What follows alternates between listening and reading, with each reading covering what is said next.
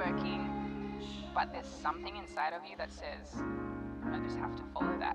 Because you don't know who you're going to meet, who you're going to meet, who you're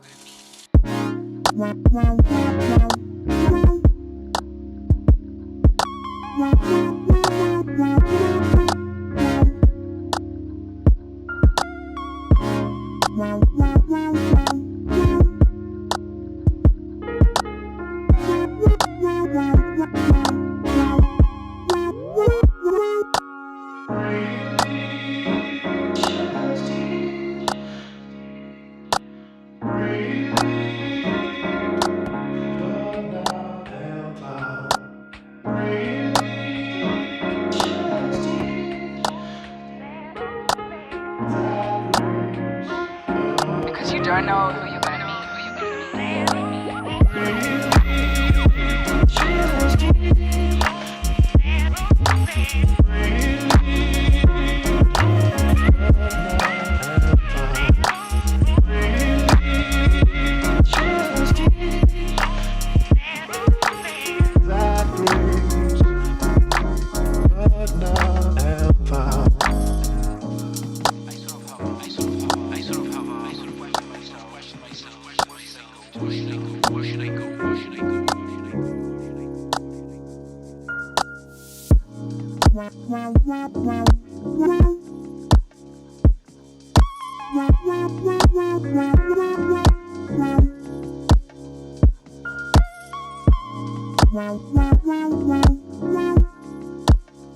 Mic check. 1, 2, 3.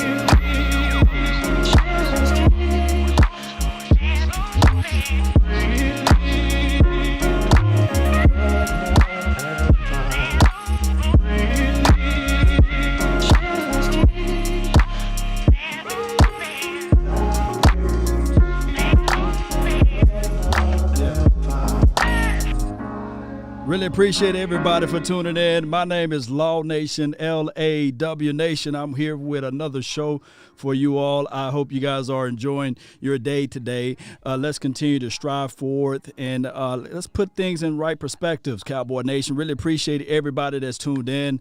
Let's continue to grind. Let's continue to figure things out. And on top of that, we're going to talk about the draft and we're going to talk about the actual free agency and who we have on our team now. It's going to be a rather lengthy episode, but thank everybody for the time. And everybody know that time is always relative, right? Nevertheless, really appreciate those that's on my Facebook, appreciate those that's on my YouTube, as well as Twitch and Periscope. We're live on multiple platforms here. And I'm your host, Law Nation. All right, so shout out to you, David. Shout out to you, Asmodeus. Really appreciate you for tuning in. Let me know if my volume is too high, Let me know if I'm too high or let me know if I'm too low. And we will try to also get your guys' feedback, too. I will try to open up the phone lines for your mind and get things going in those perspectives. All right, so in this particular year, we're seeing playoff games happening, right? We're seeing games that looking at it like, man, the football is such a strange type of situation. Think about this. The Cleveland Browns could have won yesterday, right? They had it right at their fingertips, right? And nobody knows how the ball will bounce next week against the Kansas City Chiefs versus the Bills. But this is the best opportunity for the Bills because I'm thinking that when you look at the Kansas City Chiefs team, they are hobbled in a sense because of their quarterback went down. It seems as if though their backup quarterback, Ben DiNucci, was better than him looking at the game, but he did figure out ways to improve and pull out that win. Shout out to him. I don't know the situation with the Pat Mahomes, but that was a scary situation. You see how crazy. That's why you always try to fight to get into the playoffs. anything can shake. Anything can happen. Shout out to you, Asmodeus, for telling me that the sound is good. Good. Really appreciate you. Ray, I see you over there, Ray. Volume is good. Shout out to you, David. So what I'm trying to say is that when we look at everything and we say to ourselves, we have not been into the playoffs or making moves in the playoffs in that movement, but how can we flip the negative and look at the positive aspect of it and see what other teams done to get there, right? What did they do? Let's look at it like this. I think even in that game, if you really contextualize and you look at everything, they probably would not won if they didn't make the necessary movements as it relates to free agency. Free agency is a big puzzle, right? Because was the Honey Badger homegrown there? No. He was a free agent acquisition, right? He made a good play on the ball, stopped the drive. Although they didn't score on the drive, they missed a field goal kick off of it, but he was able to get a pick, flip the field, change the momentum. We need playmakers. He was able to come down and field on the fourth side. He did that, right? When we look at the other team, the team that lost, the Saints, oh, my goodness. But they was there. Special teams played a big pivotal role, right? Special teams. And on top of that, when we look at everything, yes, they were able to do some things on the Buccaneers side via the draft. Those are some draft guys that they was making some plays. Shout out to Endinoli. Appreciate you, Sip. The Truth, 34 in the house. Really appreciate you. So that's why we always got to look at this particular upcoming free agency list and go line by line. Looking at everybody, making sure that we leave no stone unturned, right? We got to look at everything from A to Z. And then what we can do is, my philosophy is this. When the draft come around the corner, there's two things that you can look at the draft. You can go with best player available, meaning value, or you can draft needs. One can argue that best player available is the best way to go because your objective to be this way with coaches is this right here. It's simple. It's flat out simple. Coach is supposed to elevate. The general manager and beyond, they just supposed to bring forth the talent. I gave you the talent. Here's the talent that's on the table.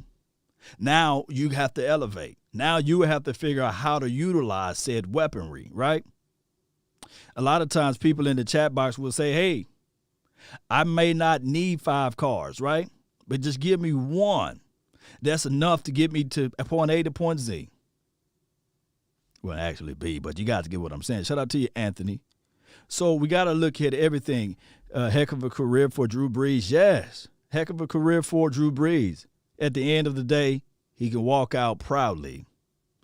All right, so let's pull up this thing, and we're going to go one by one. It's going to be, like I said, a lengthy list. It's the top 100, so we're going to take our time with it, and we're going to look at this thing right here. Shout out to everybody that's tuned in. So at the 100 list right here, let me know if you guys can see that. Rashard Higgins. He lacked burst and speed or what have you. As you guys can see the little excerpt that they have on that particular website. Let me see if I can slide this. Let me fix this house up a little bit. About right there. That's good enough, right? It don't cut off anything right there. All right, so we see everything, right? Rashard Higgins, number 100. I can tell you that right now there's a no-go for me, right? So we really can just move it on, right? Invo 911, we can see, appreciate you. So let's move it on away. Let's move on up. Sheldon Rankin. Remember, I'm going back to saying what we said earlier. When you look at the draft, you can go via team need, or you can look at this thing and say, okay, I'm just going to go with best player available. And maybe in the free agency, I can utilize my need category. I can utilize what I really need.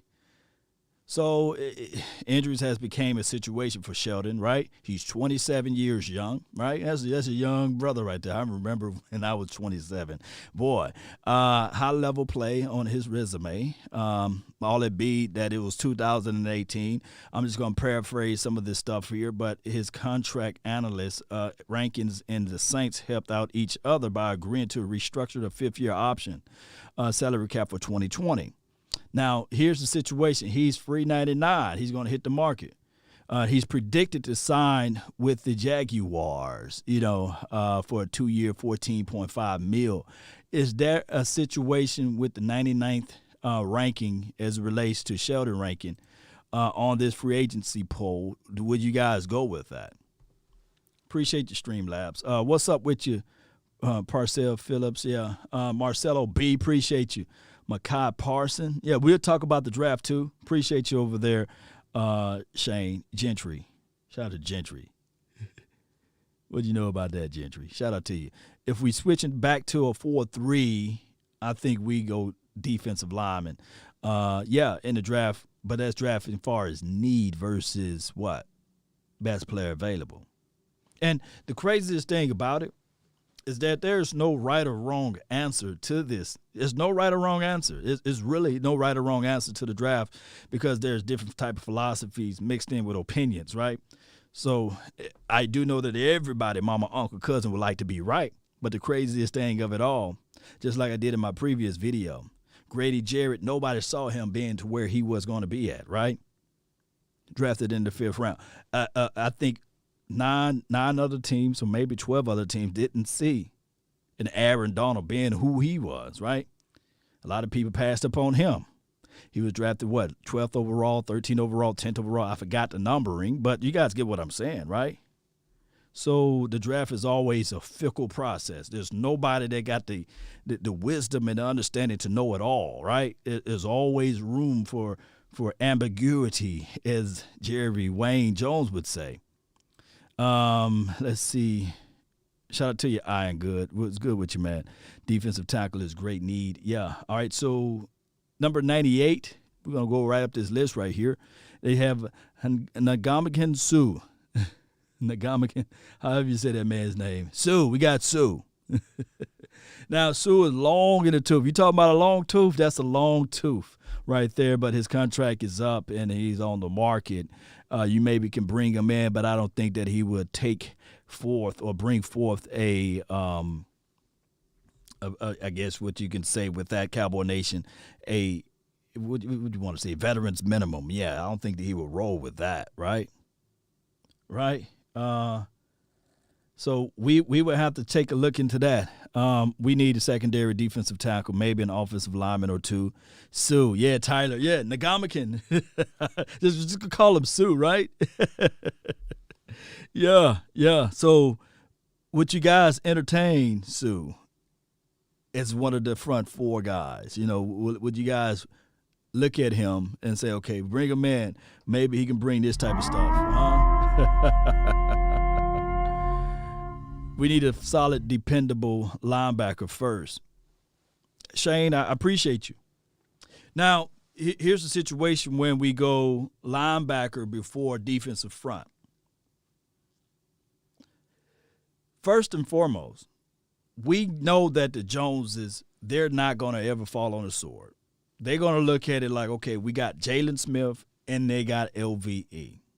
And if you go out there and say, okay, we're going to get a dependable linebacker, how in the world are they going to beat out Jalen Smith and LVE?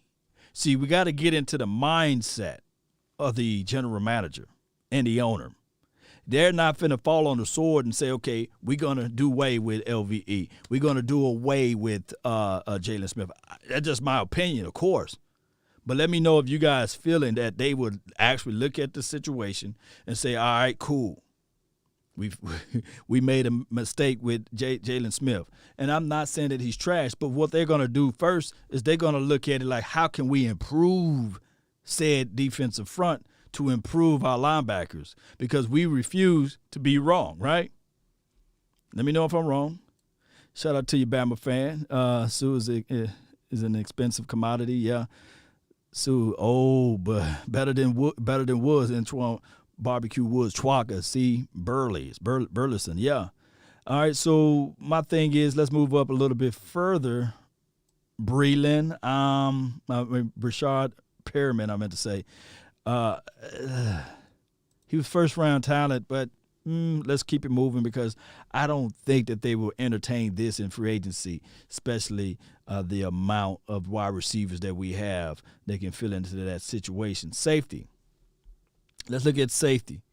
All right, so I'm not finna mess up this name. If I'm gonna say his last name, Tart. You guys can say his name, say his name. Safety plays in the NFL extremely violent, and often is a situation where we need somebody that can fit in. My thing is, will this be a person that you can bring in for a cup of coffee? I definitely don't know. I didn't look up his tape, so if you excuse me.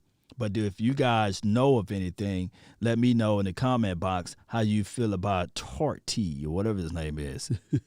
I apologize on this one. This one hit me by surprise. Mendoza trying to help me out. Look, Tart, like I can't be on here, man, be putting that out there. But Tart is his name, right? Do you guys would like to roll the dice with him?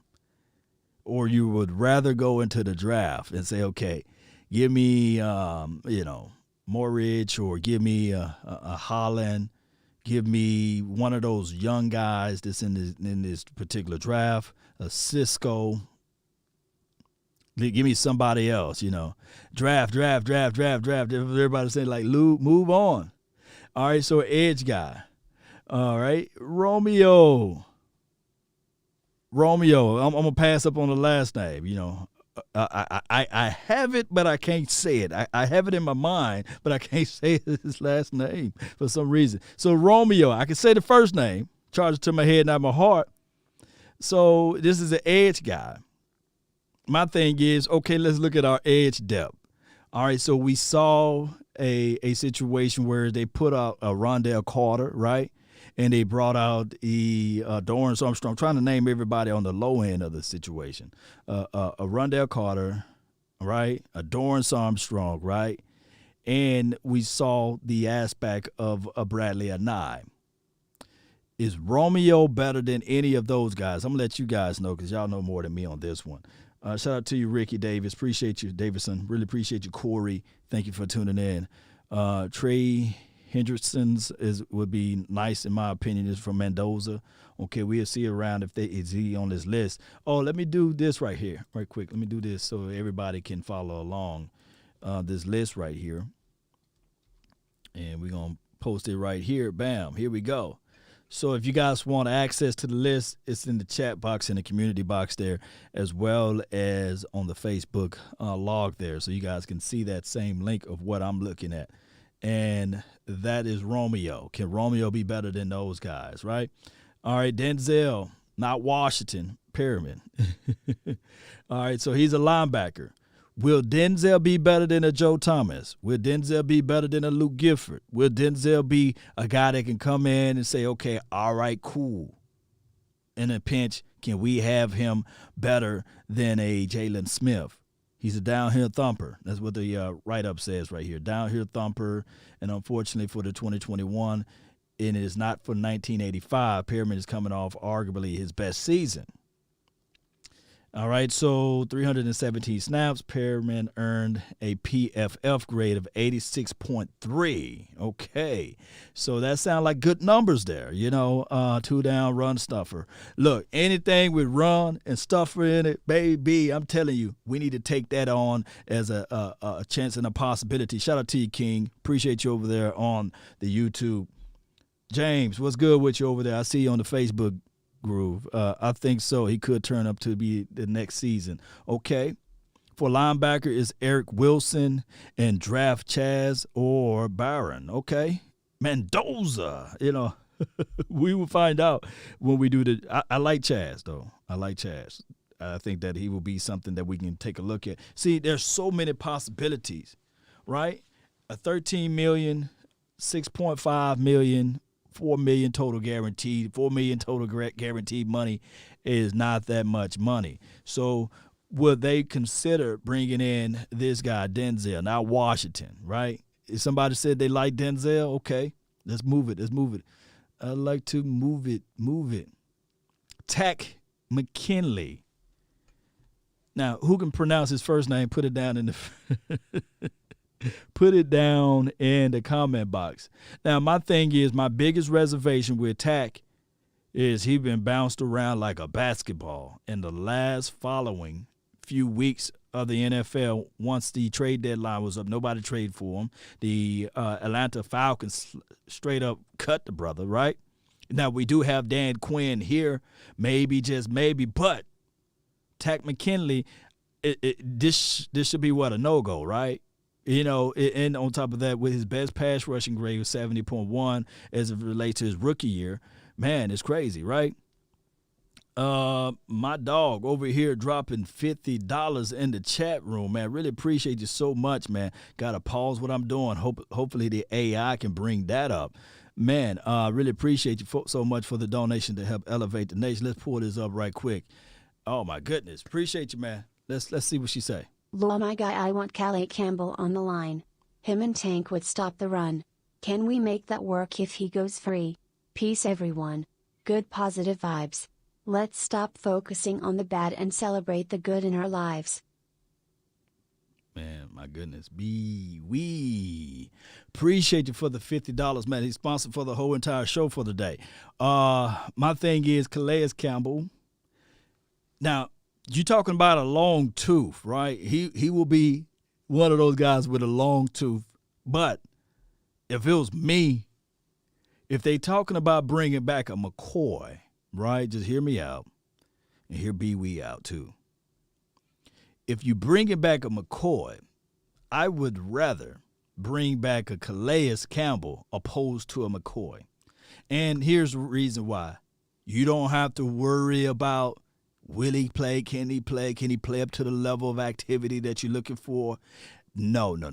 When you look at Calais Campbell, you already know what you're getting. You're getting a dog, somebody that's going to be aggressive up on that front four. And on top of that, he's so long and lengthy, he'll clog up those passing lanes.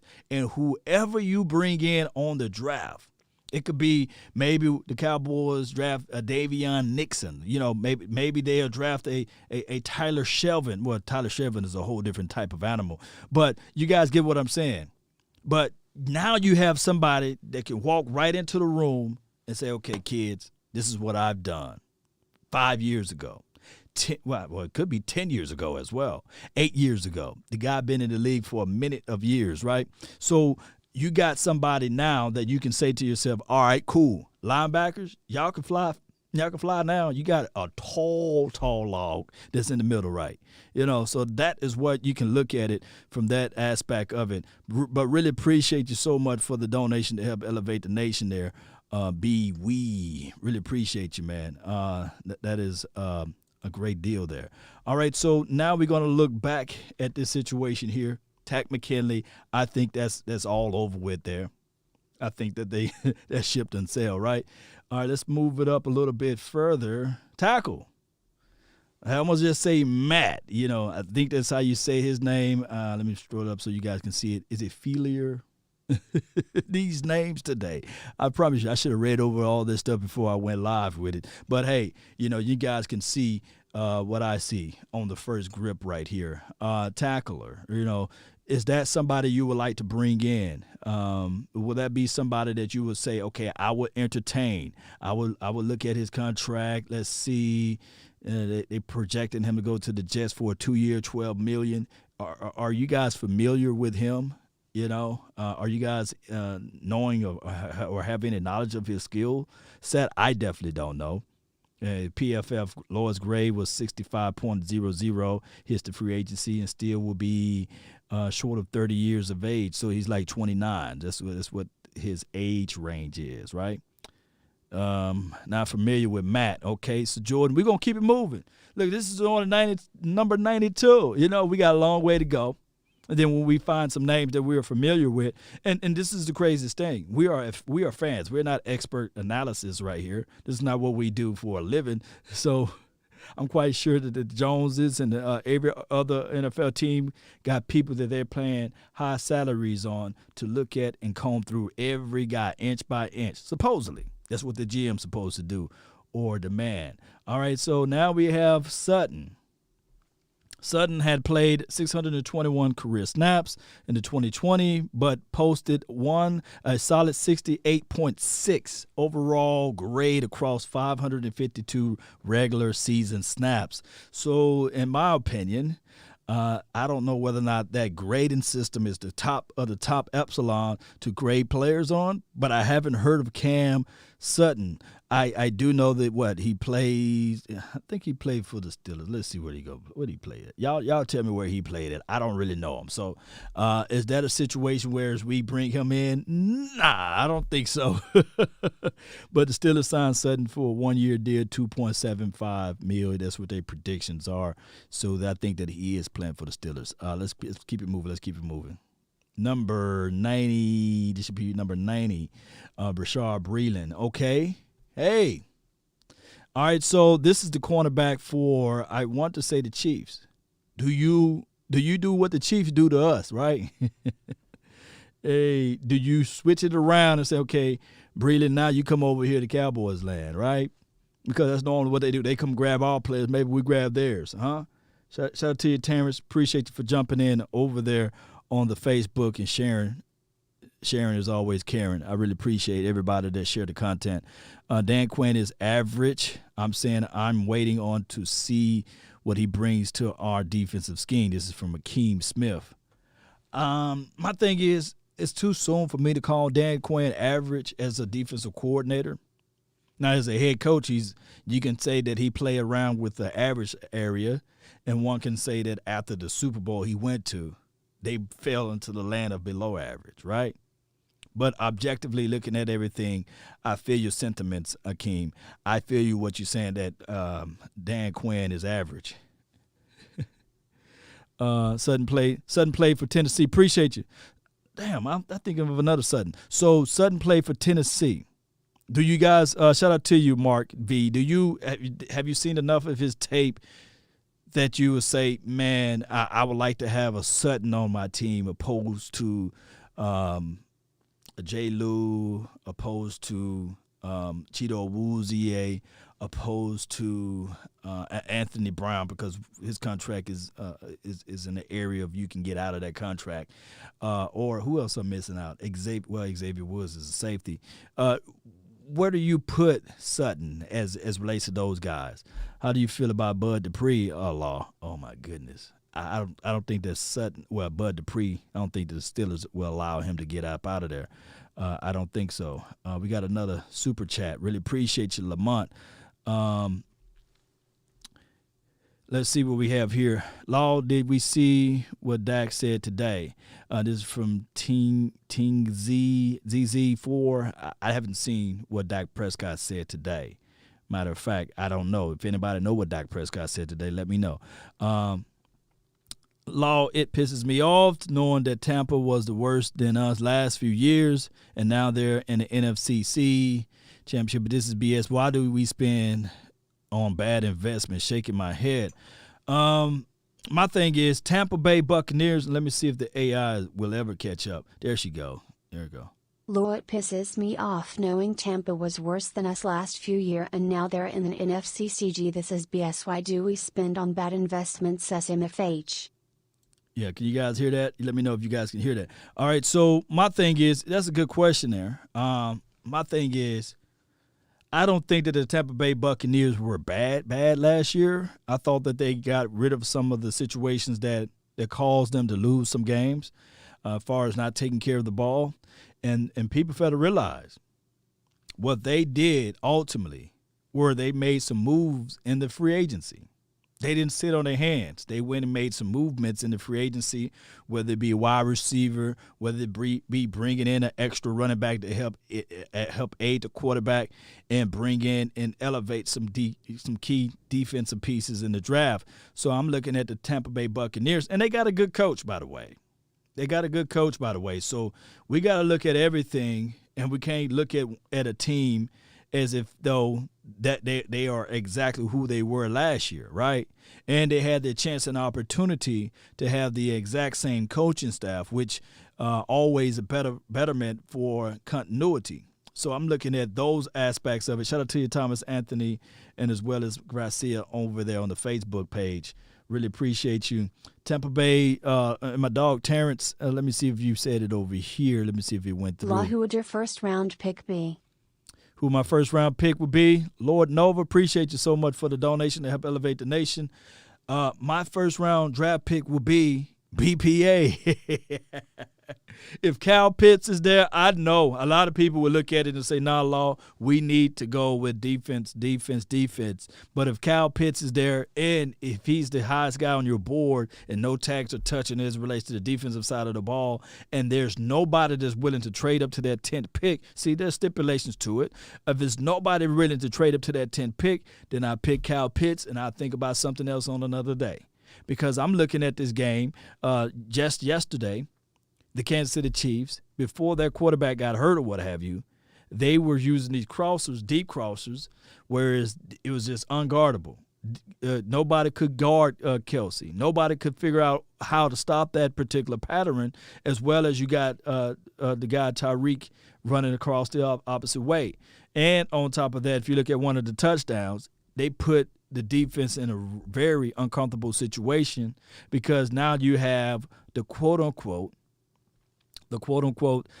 slot corner on Kelsey. So it was just like, what you gonna do? Pick your poison. Are you trying to stop the pass, or are you trying to stop the run? Are you gonna bring the safety down inside to guard him, or are you gonna keep the slot corner on him? Or are you gonna slide the linebacker over? So I'm trying to put in situations where I make it uncomfortable. I know somebody's yelling right now. What about Blake Jarwin? Can Blake Jarwin do that? Well, this is a year-to-year league.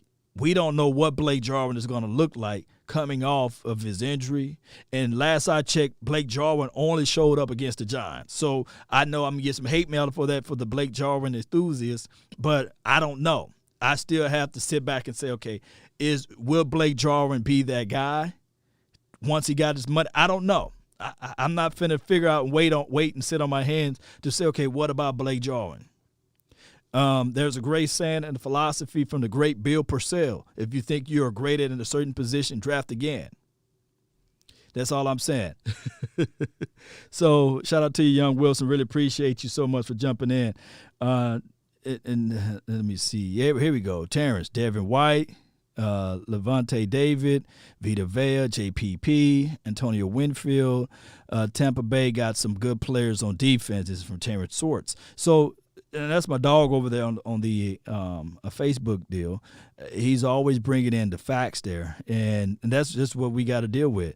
He says earlier, Tampa Bay TB12 makes a difference on any franchise. This is Tom Brady 12. I'm thinking about Tampa Bay 12, but Tom Brady makes an extreme difference. And at the time, I believe around this time, there was a lot of people saying, okay, Tom Brady is on the market right now. Do you do this situation with Dak Prescott? Do you trade him and then you just pick up Tom Brady, and roll with that, right? And that was out there on the market. I know it's an uncomfortable situation to talk about, but that is something that would you rather have a quarterback that you can see into the future, or would you rather have a quarterback for 1 or 2 years?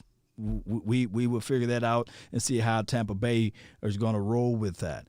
But to be fair with the whole scenario, it's not like they had them a quarterback out of Sports Center said Cowboys haven't been in the NFC Championship since 24 years, and Doc tagged Ezekiel Elliott and said, "Hold my crutches." Oh, wow. So that's what they said. Okay. So you're talking about what Dak Prescott said. All I can say is that is a great positive mindset to have, Ting. And 24 years, and Dak tag Ezekiel. It said, "Hold my crutches." That's a good one. I'm going to have to do some research on that altogether. Let me see if I can. Let me do it like this. Spam. We're going to copy. We're going to pull up this right quick. Really appreciate everybody that's tuned in. And we're going to go right here. Let's go. right here, and we're going to go hold my crutches. Let's see. They don't have it on Sports Center yet. Let me see. Bam. It's somewhere around there. I would definitely pull that up. I know it's on Twitter. It got to be on Twitter, right? Got to be on Twitter, right? Let's pull up Twitter. And let's see if Dak Prescott said. Oh, I'm live on Twitter. You guys, check me out on Twitter. You see my name up there? Yeah, there we go. Double time for your mind. Dak Prescott, right? Let's see what he said. Let's see what we said. Bam. Yep. That's a meme right there. Yeah, we all missed this right here with Dak Prescott. Yeah, we do. So the Eagles' hope is that Carson Wentz will be someday good as Dak Prescott. Well, would y'all look at that? Philadelphia interested in Kelly Moore. Okay, that was January the 15th.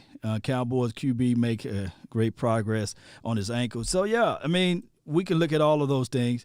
It's posted on his Instagram. Okay, I'm going to have to look up Instagram a little bit later. All right, trade Dak for – this is Sandra Johnson. Trade Dak for 2 firsts. Let me see how I can put this while we look at this list right quick. Let me see how we can do this. Trade Dak Prescott for 2 first-round draft picks. Let me look at this other person. And that's the other person, Conley, cornerback. All right, let me say this.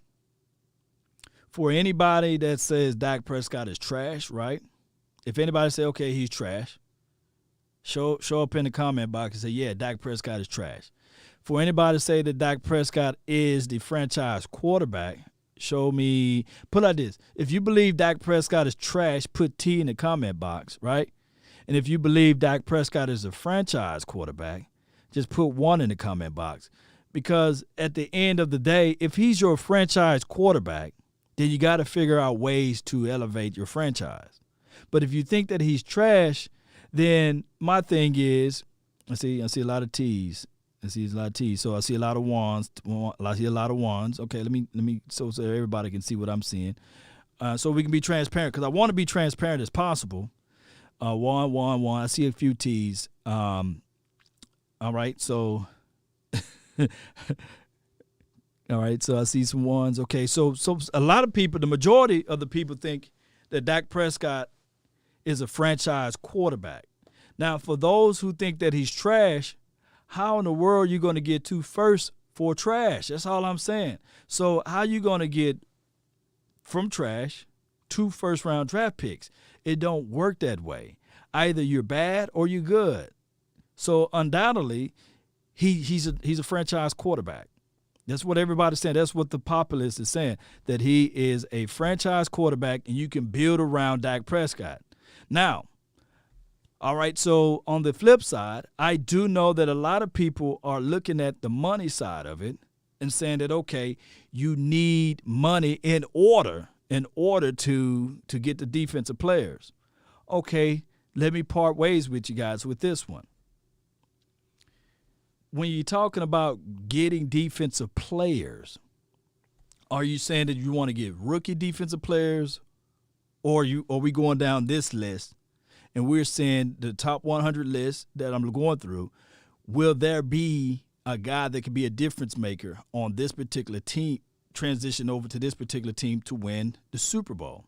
Because I come here to tell you guys that when I looked at the Chiefs, they didn't go for broke bringing in their honey badger. They didn't go for broke bringing in signing their own Chris Jones. They didn't go for broke bringing in Frank Wright, whatever his name is on the edge there. They didn't go for broke bringing in those guys. So what I'm trying to say is, Cowboy Nation, let's not look at it like, okay, let's get 2 first-round draft picks for Dak Prescott, and then all of a sudden we're looking at our team and we're the Houston Texans. Or all of a sudden we are the Miami Dolphins. Or all of a sudden we are the Jets. Now, I do know that people are going to look at it and say, well, Law, we collectively in the last 25 years or so, we are still in the same boat, but that's not the same case in the scenario. My thing is, okay, with this defense, we had a whole defensive scheme change. It's not like we didn't last year, right? We had a whole defensive scheme change. Meaning that they went from a 4-3 to a hybrid mess where it had 3-4. It was a crazy situation. I digress.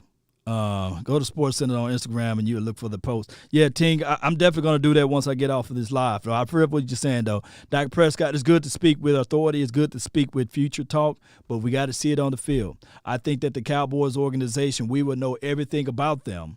We'll know everything about them in the following months, whether or not they truly believe in Dak Prescott and they would sign the brother up before the free agency end or before the actual draft start, because I believe you got to have Dak Prescott signed before the draft. That's all I'm saying. But let's move it along. Appreciate everybody for commenting and putting one in the comment box, because you guys are getting what I'm saying. All right, so let's see. With the 89th, drafting order or free agency listing here, as far as the rankings, would you bring in Conley? Okay, will he be better than a Cheeto Woozier? Will he be better than the Anthony Browns of the world, even though we're going to keep Anthony Browns or Jordan Lewis? That is what we need to take a look at. All right, so he had first-round grade talent, what have you. Conley is better man in coverage, so he's a man coverage corner, right? So will we bring him in for a cup of coffee? And look at it, Texans, this is projections or predictions or what have you. Texans signed Conley for 1 year, 2.5. I think that the Cowboys can scoop that up. See, 1.5 ain't that bad, right? Let's move it up. I'm trying to speed through this thing. Kawan Williams. Let me see. Slot guy. 49ers, they projecting the 49ers to grab him for $8 million. I think that we can probably do something better than that, but will that be a situation where we would need? I don't know. Let's move it up a little bit further. Edge guy, Hassan Reddick. I think that Hassan will sign back with his particular team. I don't think that they would let him go out of the Arizona team. He's the 87th guy ranking. Le'Veon Bell, let's move it up a little bit further. I don't think that they would entertain that. James White, I don't think that they would entertain that. But although James White, 85 ranking, I think that he goes to another team, and Patriots sign him. They predicting that the Patriots keep him. All right, so let's move it up a little bit further. Danny Amendola. We keep it moving. I don't think that we would entertain that. Keelan Cole, wide receiver, pretty good guy started off, but I don't think that we were entertaining wide receivers. So we're moving up a little bit closer. Mike Davis, is that something that we need to take a look at? What's up to you, T-Dub? What's up with you, man? Shout out to you, Ryan. Shout out to you, Uncle Charles. Really appreciate you. What grade you would trade up for Gallup for Stephon Gilmore? Gallup for Gilmore. Gallup for Gilmore. Gallup for Gilmore. Gilmore, Gallup. Gilmore, Gallup.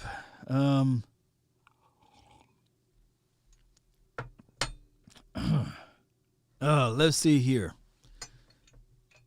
Gilmore for Gallup. I don't know. If somebody says, hell yeah, they would do it.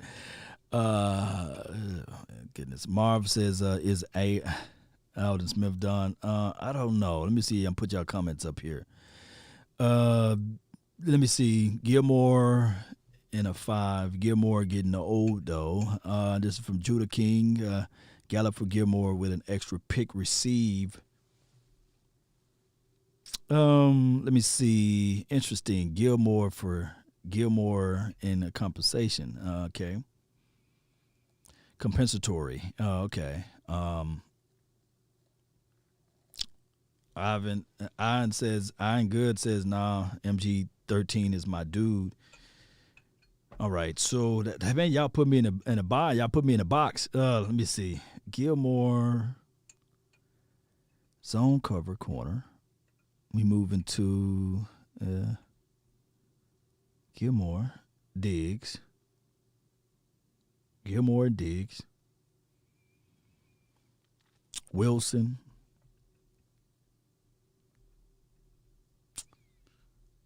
Who can really step up as that number 2 wide receiver?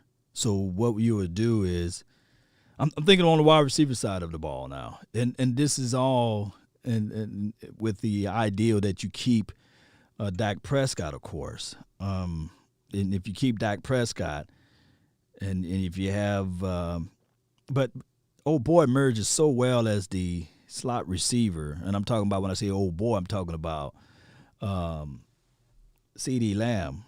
CeeDee Lamb, and they still roll coverage. They look, regardless of the situation, they still going to roll coverage Amari Cooper's way, right? And I'm only thinking about this, right? And D Shift, yeah, if the Cowboys draft Surtain in that Gilmore situation is like, I don't know.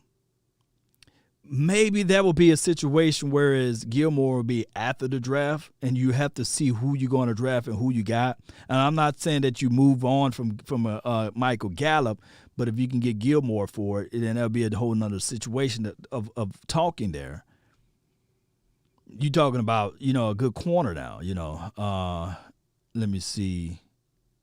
And Lamb at 2, re-signed Wilson. You're talking about Cedric Wilson or Noah Brown. We need Gallup, CD trade, Cooper.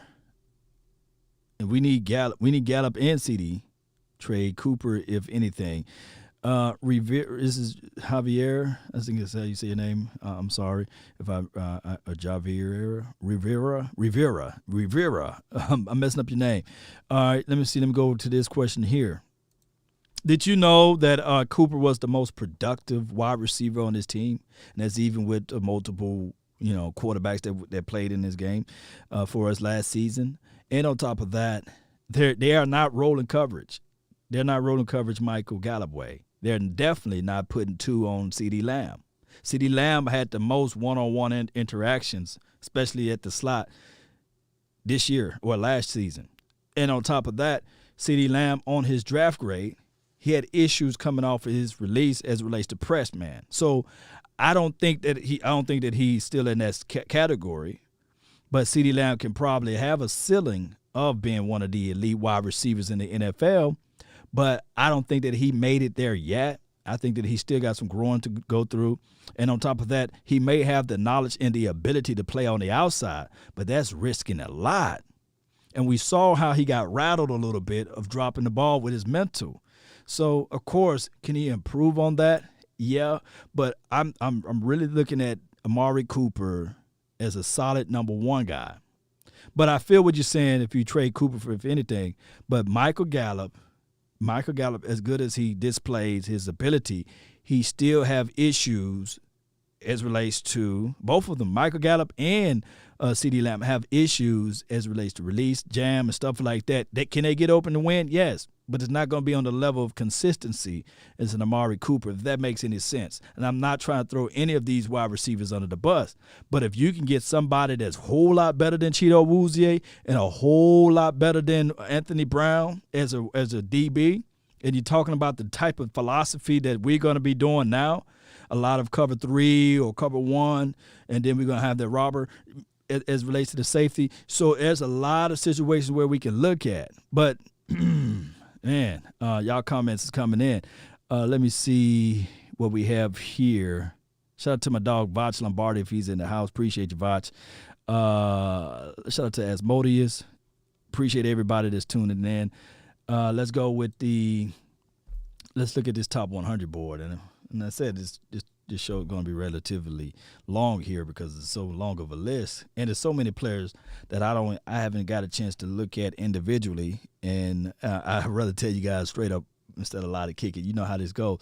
82 was Mike Davis. Mike Davis, he's a pounder guy. That would be nice. But we got right now our hands full with Ezekiel Elliott and Tony Pollard, right? James Conner, same situation and scenario. Mackenzie Alexander, number 80. He's a solid guy. I think that he will be better than what we can look at it from the aspect from a Cheeto Awuzie. And I know that people will look at it and say, nah, Law. But cornerback, Mackenzie Alexander, are you guys thinking that we should bring him in? Because in order for us to bring back Cheeto, Jordan Lewis, we have to sign new contracts because they are open. They are free. They're free agents too. Billy, what's good with you? Shout out to you. Hey, Law, MLK Day. Appreciate you. 2021. Appreciate you, Billy. What happens to Bradbury was on Gallup. Exactly. He ain't number one. This is from Draft Time. Let me go back to here. And this is from my dog, Draft Time. And, oh my bad. I don't want to delete you though. But you guys get what I'm saying. Gallup is very clutch. It's from K Money. Yeah. Gallup is clutch guy, but clutch in a certain situation, whereas he still got some development to go through. So I'm not gonna put him as clutch, like, okay, if it all fails, I'll close my eyes, I'm gonna throw it to Gallup. You better go to your number one target, which is Amari Cooper. And my thing is, Amari Cooper, I do know that he get the slack for giving up on certain routes and things like that, and battling through injuries. And people say he's only giving us less than 100% per game. But just look up his stats and look up the film. Just look at the film. Look at what Gallup does opposed to what Amari Cooper does. They roll coverage Amari Cooper way. It's really very limited. That is just an isolation one-on-one route. And if it's one-on-one, I'm going Amari Cooper. I'm going Amari Cooper way. And that's just the bottom line, opposed to a Michael Gallup. Michael Gallup can be one-on-one, and he still somehow not come up with the ball. You guys get what I'm saying. All right, so you got Alex Mack, center. Well, you got I'm not going to go down to the details with that, but Alex Mack is a center for the Dallas Cowboys opposed to Biadasz.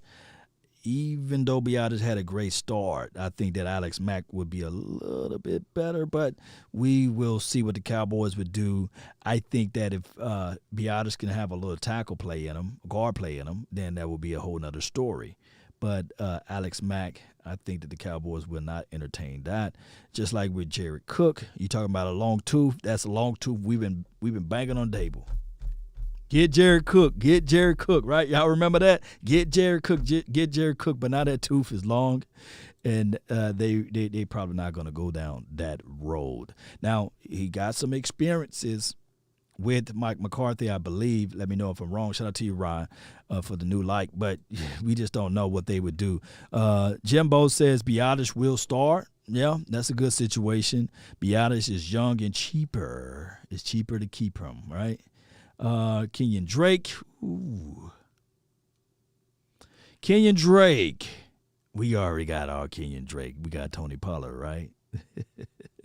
Let's keep it moving, right? Appreciate you, Cowboys for life. Get rid of Looney.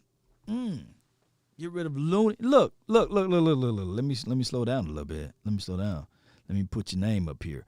It says get rid of Looney. This is from my guy, Jimbo. Let's think about this. All right, so you're getting rid of Looney.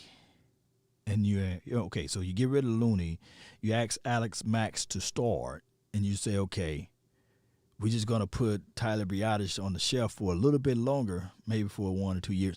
I don't know about that one. I think that Tyler Biadasz was picking up a lot of things, and I think that Looney is good at what he does, like coming off the bench and being able to be familiar with the offense and the scheme and the schematics, and you still have him out there. So let me see what y'all say. I don't get why the Cowboys get so much hate. This is Cowboys for life. It's just how it goes, man.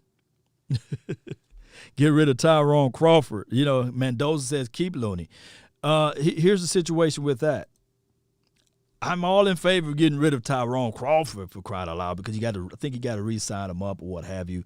But as far as the Looney, I think that the ideal of things, you keep Biadasz and you keep Looney. And I think that you will save a little coins with that situation opposed to what we got going on now. Roby Coleman, do you guys like him? Known for the non-call. You guys remember that against the New Orleans Saints? Roby Coleman, do you guys play around with that? Do y'all play around with that? Roby Coleman. Looney played multiple positions. This is from Corey. Yeah, Yeah, you know what I'm saying? I'm not saying Looney is trash or horrible. He's a multiple position type of guy. He knows this offense hand in front and backwards. Hernandez, appreciate you so much. I was tweeting, but not sure if I was able to see the comments now on Facebook. Can you see me now? I asked a question. All right, let me see if I can pull you up. State your case, Hernandez. State your case. What you got? Repost again. I'll read it out. Appreciate you. That's good that you jumped on Twitter and then you jump over here. So I always love that people from multiple platforms jumping everywhere. Nope, I would rather have a first-round cornerback opposite of Diggs. Now, first-round cornerbacks, I have to say this. Please allow them time to get adjusted to the NFL level. Please allow them time to get adjusted to the NFL level. Please do. Because a lot of people was ready to get rid of Diggs first through 2 weeks of the season. They were like, he sucked. He's horrible. Especially, I think, on one of those Washington games, the people was really ready to get rid of him. I think it was the first Washington game. They were saying, oh, man, he got burnt by an old boy. I remember. People saying, he jumped the route and these sorts. Looney, McGovern, Williams, all garbage. This is from Jimbo. Oh, my goodness. Let me see what my dog says. Looney trash. It's from Voch Lombardi. He's trash, man. He trash. He's what? Backup trash, right? It is what it is with Looney. Let's see. What you got to say, Hernandez? I'm looking for your comment, man. What you had to say? Diggs acclimated just fine in the second half of the season. We can afford growing pains. It's nothing new. I don't know. Because with the expense of losing your job, putting that rookie out there, man, you can lose your job, baby. This coach is on his probably final. If you don't make it in Dallas, they probably be like, look, man, we gave you all of the opportunities in Dallas, right?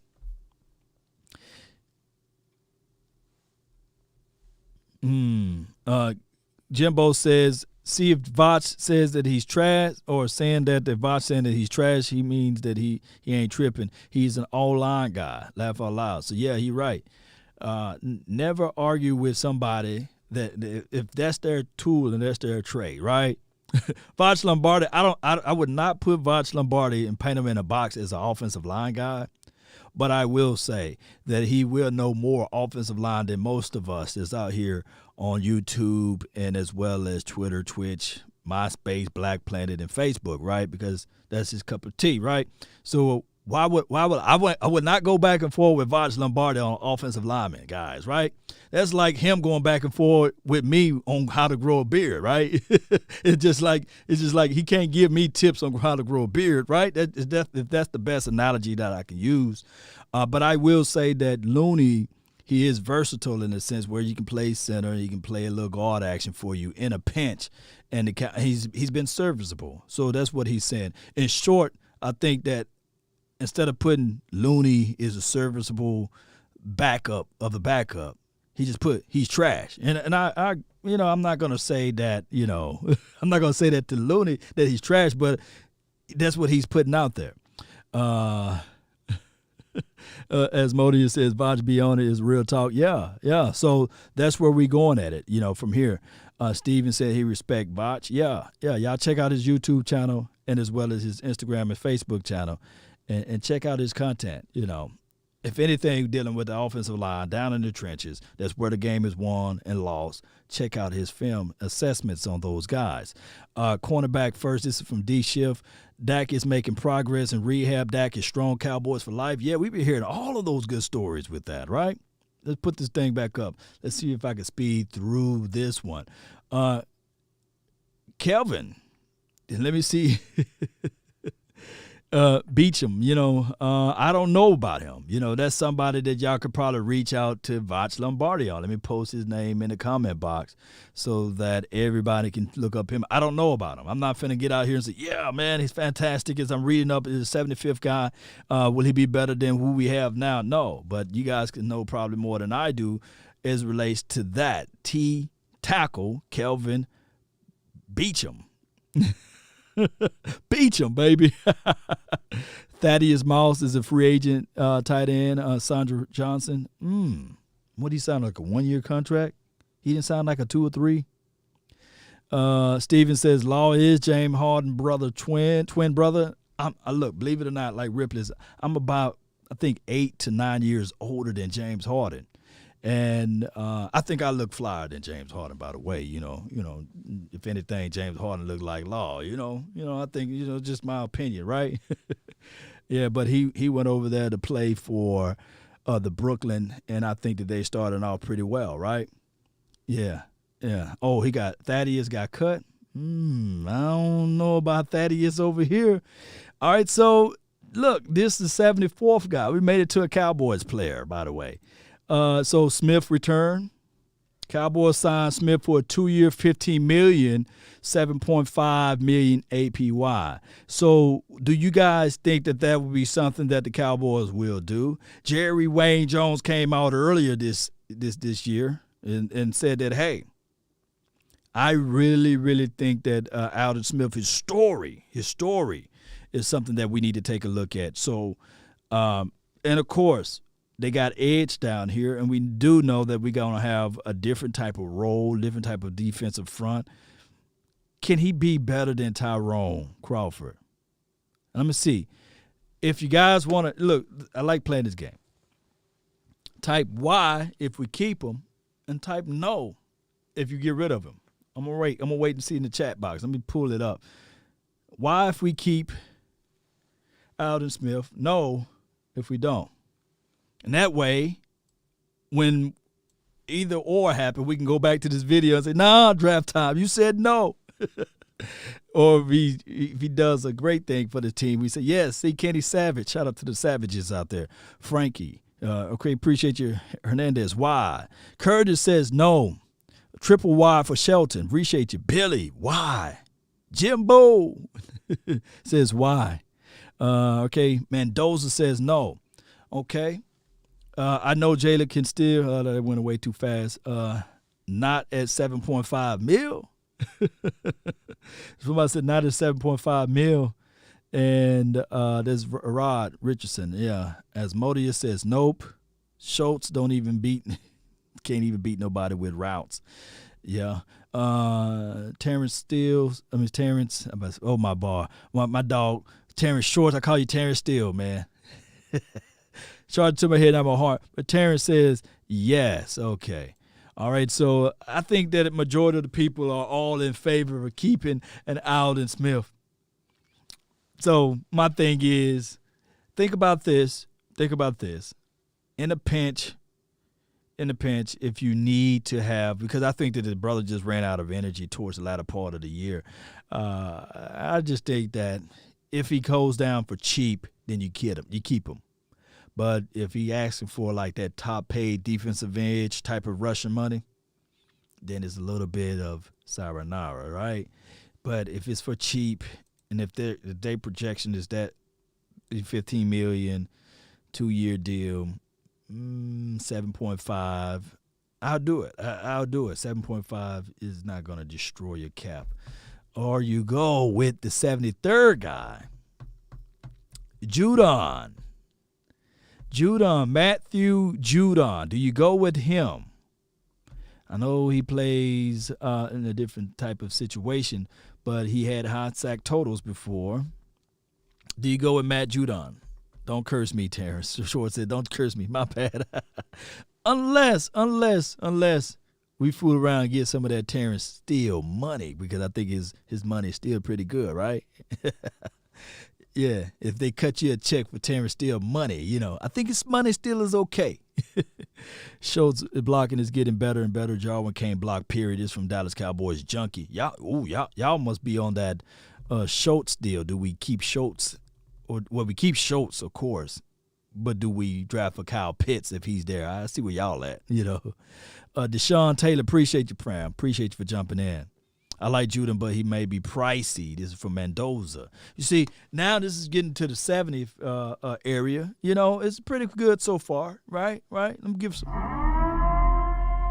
It's pretty good, right? Right? It's pretty good. You know, we rolling through this thing on my little off day. You know, we rolling through it. Let's move up a little bit further. Austin Reeder. Do you guys know any of him? He's a center. Kansas City Chiefs in a career before getting a chance to start in Kansas City Chiefs. Do you bring him in for a cup of coffee? Or you okay with Tyler Biotish? All right. So Pitts is a monster. This is from Asmodeus. Yes.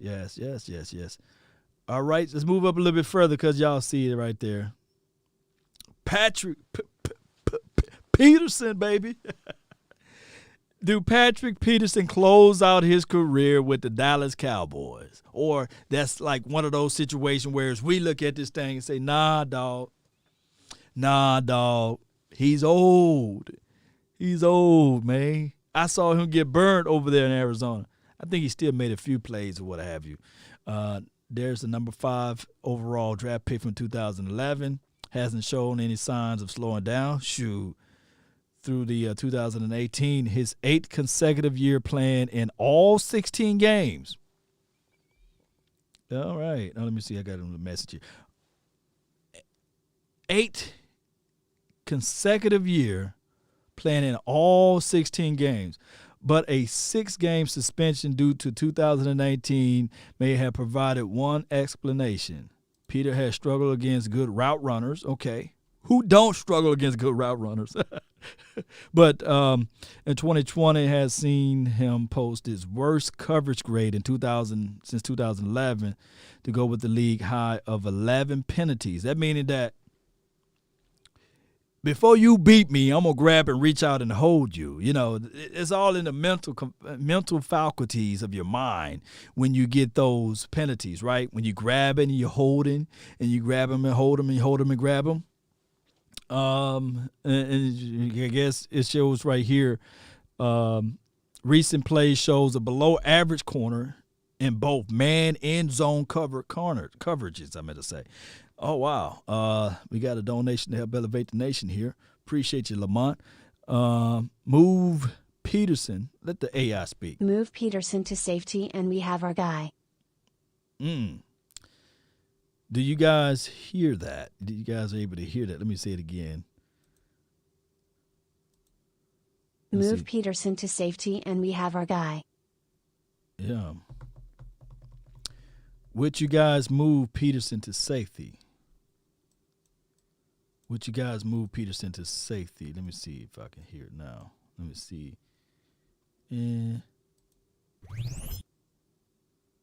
Move Peterson to safety, and we have our guy. Yeah, now y'all can hear, right? My AI was just all over everywhere. And let me say it again. Move Peterson to safety, and we have our guy.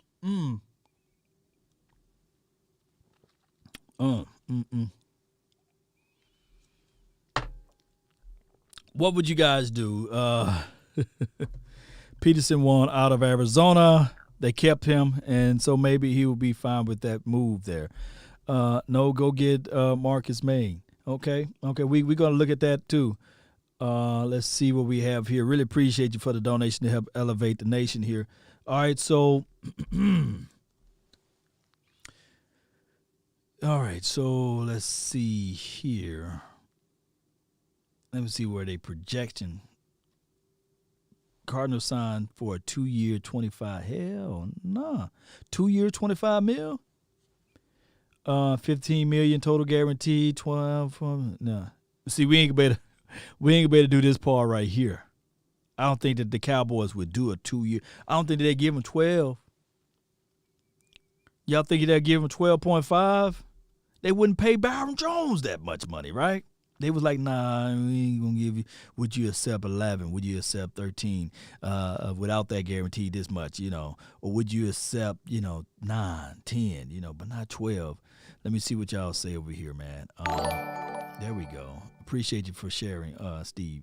Appreciate you so much. Appreciate you. No one wants Javon Hollins. Why nobody wants Javon Hollins? That's a good question there. I'll give you some information on that shortly. All right, so number 70.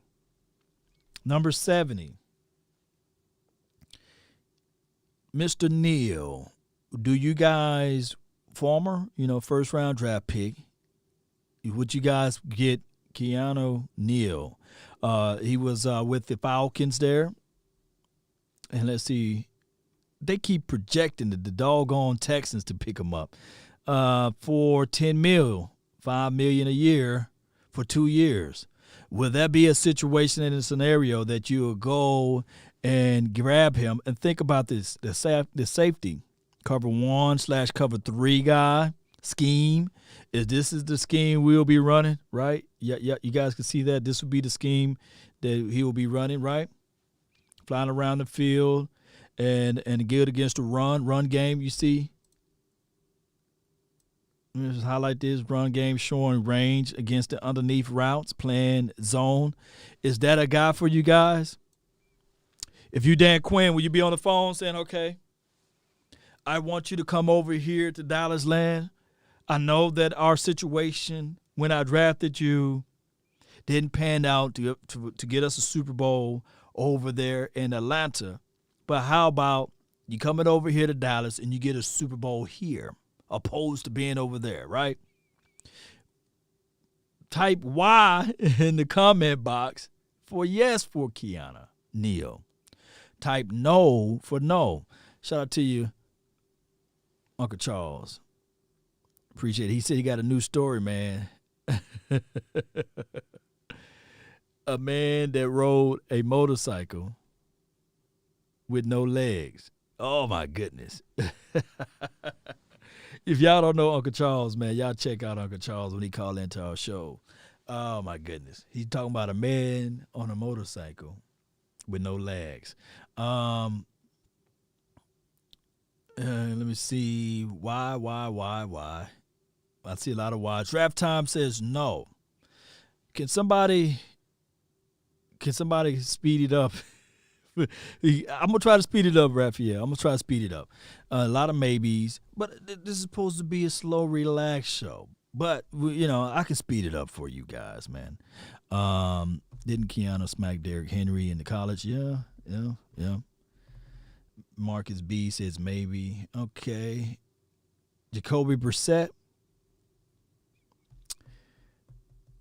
Yes, for a backup quarterback situation behind Dak Prescott, I would take that. I think that he probably can exhibit some things out there a little bit better than our backup situation, unless Gilbert is that really guy. I think that what's his name? Andy Dalton said he wanted to be a starter somewhere, so he may be gone. All right, so I'm going to speed it up. David Andrews. Do you guys like David Andrews? I haven't seen that much of him, but, y'all can check out his information. He's number 68. And I'm going to post this link again for those who just not tuned in. I really appreciate everybody that's watching. Bam. Here we go. There we go right there. Check out his information there. All right, so we got to go with Malik. That's where I wanted to go. Hooker. Now, the craziest thing of it all, this guy always around injuries, right? He's always around injuries. And would you rather have a Malik or would you rather have the other guy, Neal? That will be the situation there. Would you rather bring in Malik Hooker and you'll go with the situation where you will say to yourself, okay, he dealt with significant injuries, but when he played, he balled. When he balled, he balled. It's just the fact that when he's injured, he's injured. So what you guys, and it could be one of those situations where it's a fluke incident, where it happened and it just happened. It is what it is. Would you guys go with Malik? Put MH in the comment box for Malik. That's how I know when I go back and rewatch this. I'm going to say, okay, there's a lot of people that put MH in the comment box. And if it's no MH, I know that you guys just didn't want him. May from the Jets will be good. Adrian Perez says yes. Malik over Neal. Yes. Certain already have a chemistry with Diggs. Certain do have chemistry with Diggs, but we'll see how that works. So I see a lot of MH. And then if you don't like him, then we can record to this time and say no. Best ability is availability. Yes, this is from Shelton. Yes, that's the best ability.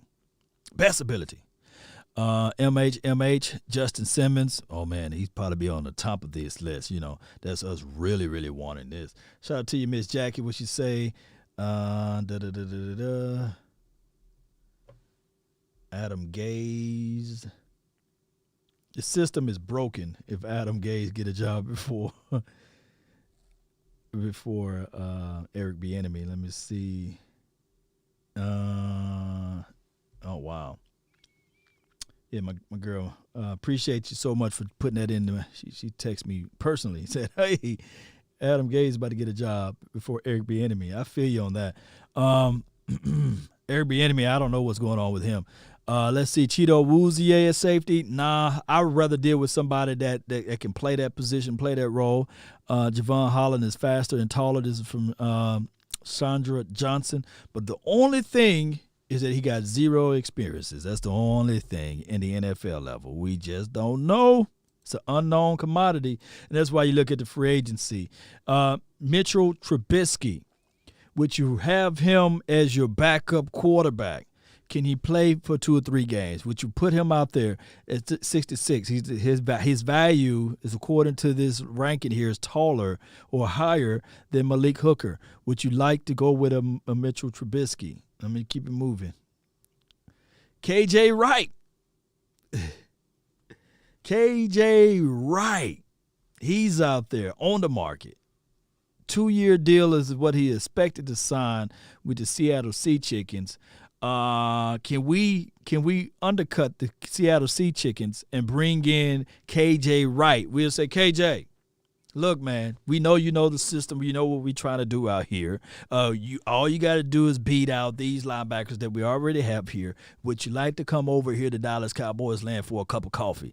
Let me see a KJ in the chat box if you want KJ. If not, you don't have to post anything. KJ Wright, yeah. I like KJ. I see a lot of KJs.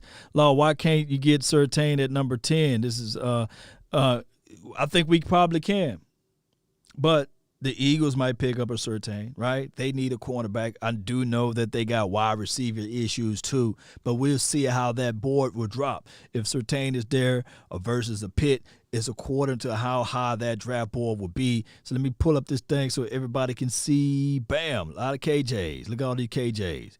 KJs. And remember, what I'm trying to say is that a lot of things can change when it comes around the draft, because one thing, we can look at the draft and say, okay, this is what we need. This is what we need. This is what we need.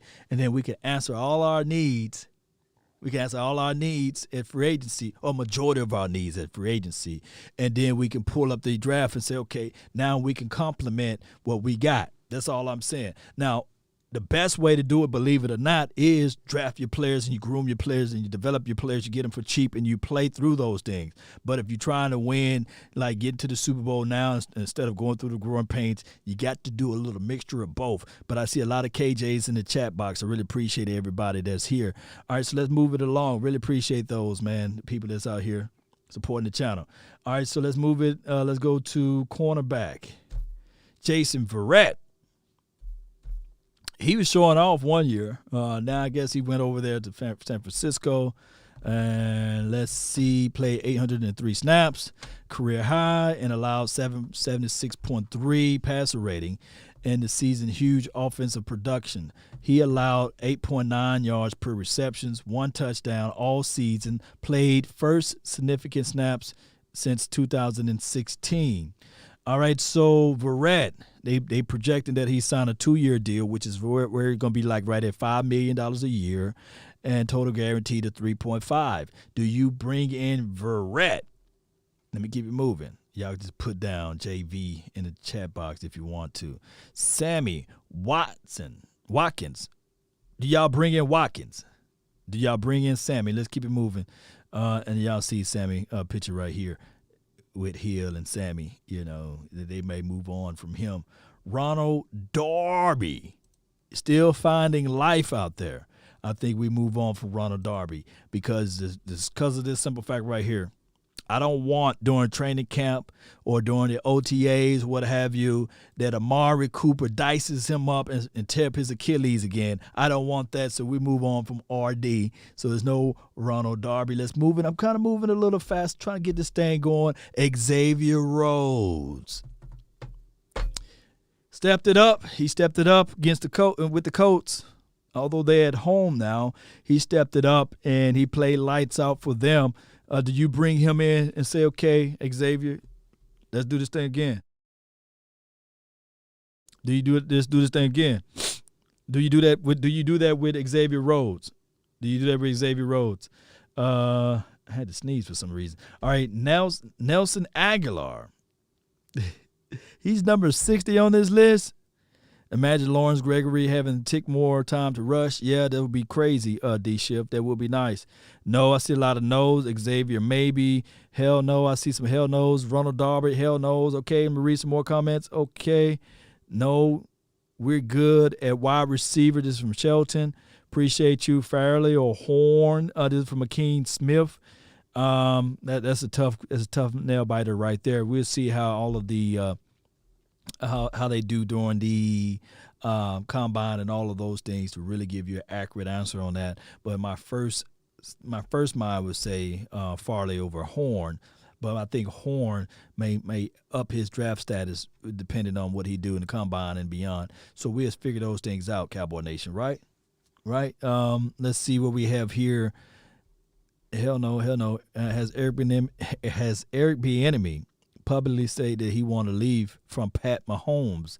This is from Zach. He haven't publicly said that, but by him accepting some interviews, that's already written on a wall. I don't think that nobody in life are inspired to be an assistant, right? I think everybody in life inspired to be a head coach, or an alpha male is inspired to be the coach of the coach, right? You like to be, I'm coaching the coaches over here. I'm the head person in charge type of person. You know, I don't want people that's really, comfortable being third and fourth place. I want people to be leaders. I want people to be man and be alpha males out there. So I think that Eric Bieniemy, he should have the mindset saying that, okay, I can do this. I can do this job. Now, he got his experience. It's not like it's his first time or second year of being offensive coordinator. So I believe that Eric Bieniemy should have the mindset saying that, okay, I want to run an organization. I want to be the head coach of an organization. He should have that mindset. Now, being second and third bidder, I don't know. If he's a beta male, then maybe that's his cup of tea. But I think that he's more of an alpha male, given his short interviews that I was able to read upon and see. Self-awareness is key as well. This is from D-Shift. Is Mahomes injury prone? Russell, I don't know, man. That hit was kind of vicious on him, how he hit his head on the turf. Let's see. Edge guy, Trey Hendrickson. Do you guys want that? Let's keep it moving. Trey showed up some good tape this year. Leonard Floyd. Do you guys want that? Edge guy. Let's move it up. Chris Carson, 57. No. Let's keep it moving. Senior Bowl should be good. As Modius says, beta male. You got some beta males out there. Hey. And there's nothing wrong. There's nothing wrong with being a beta male. There's nothing wrong with being a person knowing to be second in command, to know that I can put forth everything in place to get us the championship. And if you can surround yourself, if you're the alpha male, and you can surround yourself with a bunch of beta males who won't second guess you and who will listen to whatever you're saying, hey, that's good. But, from a leadership mindset, you would want that alpha male to walk into the room, right? You would want your coach. That's why I kind of looked at Jason Garrett, and we looked at a coach, and he was a beta male mentality. Even right now, Mike McCarthy, the things that we don't like about Mike McCarthy is all of a sudden he got that beta male mentality. I want an alpha male. I want somebody to walk in there and say, hey, the play is not going the way I want it. The game is not going the flow that I want it. The game is not going the way it's needed to be done. Give me this playbook. Let me call the plays. I'm going to go down with the ship. You mean to tell me, this is what's going on? I want somebody to be dominant in their personality out there on the field. Now, I do know that there are certain cases and scenarios where you can't showcase those things, but I want a leader of man, not somebody who's second or third place with their mentality. I want somebody to get it out there. Trade Gallup for J.J. Watt. No, I think that J.J. Watt going to be on the street. Florida's a poor man's Randy Gregory. Dallas Cowboys junkie. Oh, man, you put it right into proper context right there. Yeah. J.J. Watt is washed. Nah, Key Jones. And come on, man. Akeem says alpha male. Yeah. Yeah. Yeah. You know, that's just how it goes, man. You can't have too many beta males in your house. You got to be – somebody got to do the separation. Tight end Rob Gronkowski.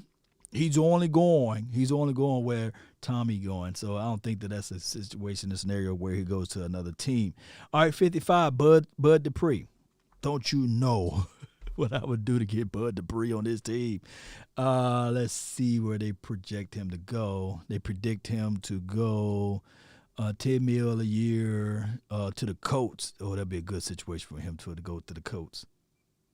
It would be a good situation for him to go to the Colts. Do you guys figure out a way to do y'all figure out a way to get Bud Dupree? His high value is too high. We need a coach like Law 100%. This is from Sonny. Our alpha males need to be bigger and stronger. This is from D Shift. Yeah. Wiz says yes on Bud Dupree. BD for Bud Dupree. You know, although it probably be a different scheme, it will be a different scheme, but you'll figure out a way. Maybe you put him into Leo role. I don't know. Maybe you'll figure out something or a way to put Dupree on this team and say, okay, hey, we want you to play this role. We want you to do this role. We're not getting Dupree. I don't think that the Steelers allowed Dupree to leave, though. Somebody says, Telio says, do a live with EDP. I doubt if EDP would even allow time for this to even set up. He'd be armored like, you know, with his receiving hairline, you know. I just like watching the EDP reactions to life, man. The dude is crazy. Richard Sherman and Earl Thomas is great idea. This is from Abe Shepard.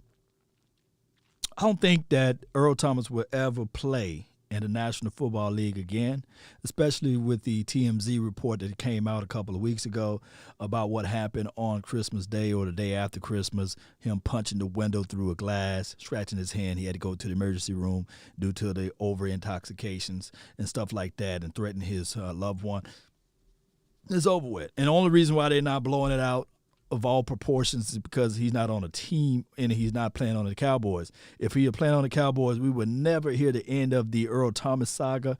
Whether or not the truth is fiction or facts or what have you, or fictitious, whatever it goes with that, I just don't think that he's ever going to play another down in the National Football League, and especially with the Dallas Cowboys.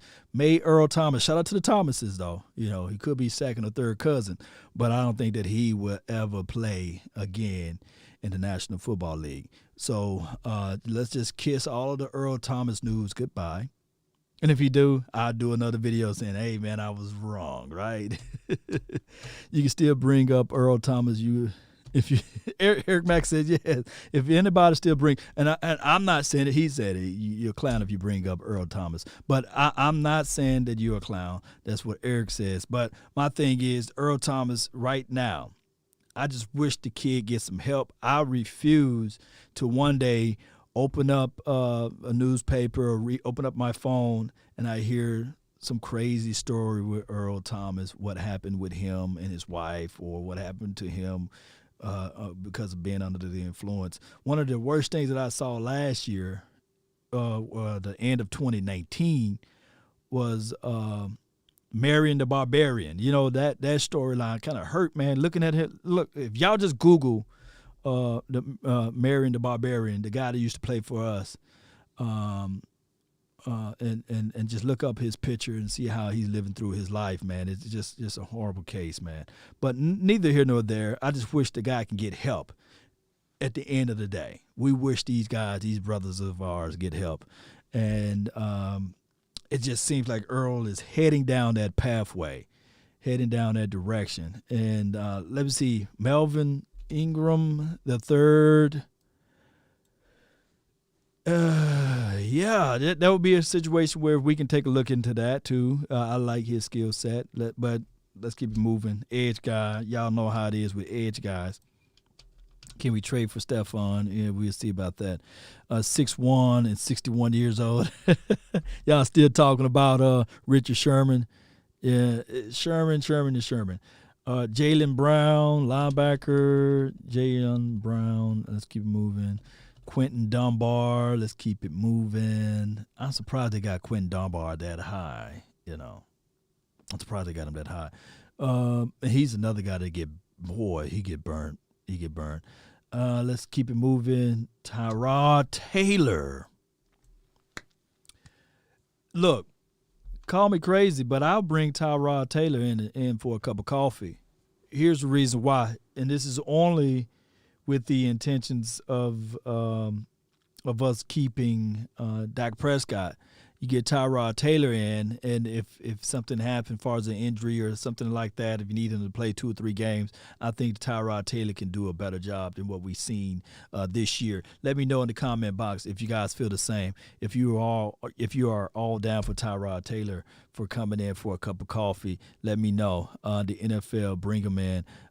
This is from We Can Build a Defense Like the Steelers.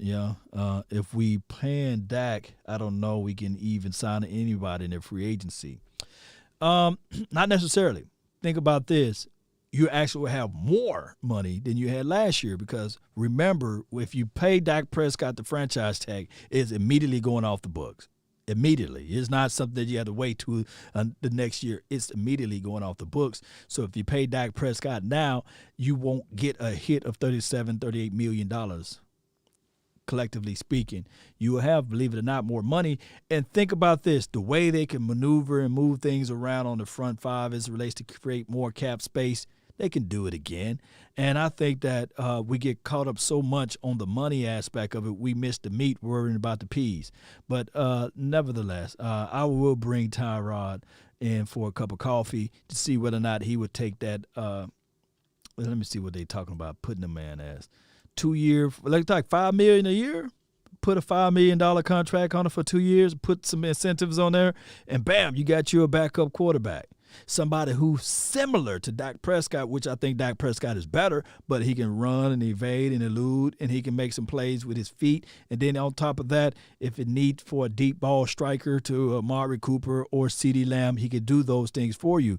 So Tyrod Taylor for a backup is not that bad. Xavier Woods. Do you bring him back? Cowboys expecting to sign a 4-year, $25 million extension. Would you guys believe this? The Cowboys would enter in Xavier Woods. This is just, I guess they got Xavier Woods this high. So are we only looking at Xavier Woods badly like this because of the fact that he played for the Dallas Cowboys? Or are you looking at this like, okay, this is Xavier Woods and blase? Will you bring Xavier Woods back? Let me see. I can't wait till I jump over here to the chat. Can't wait till I see everybody in the chat. All right, so and let me read this thing for her. Let me see if I can read this thing right here. Woods entered the league as a versatile safety with slot coverage skills, a 6th-round draft steal. He's developed a solid free safety. He's developed as a solid free safety. Y'all see that, right? Let me see if I'm reading that right. If y'all read that, he said he developed as a solid free safety.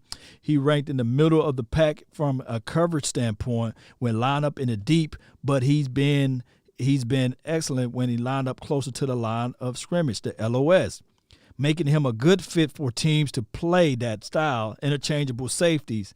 He can still dabble into the slot at times. The Cowboys are doing more of that into 2020, but it's not been Woods' strong suit to this point of his NFL career. His 4 season grade has ranged from 65 to 73. So is that, and I'm not going to read the contract analysis, but you guys get what I'm saying. So let me read over here what you guys are saying over here in the chat box.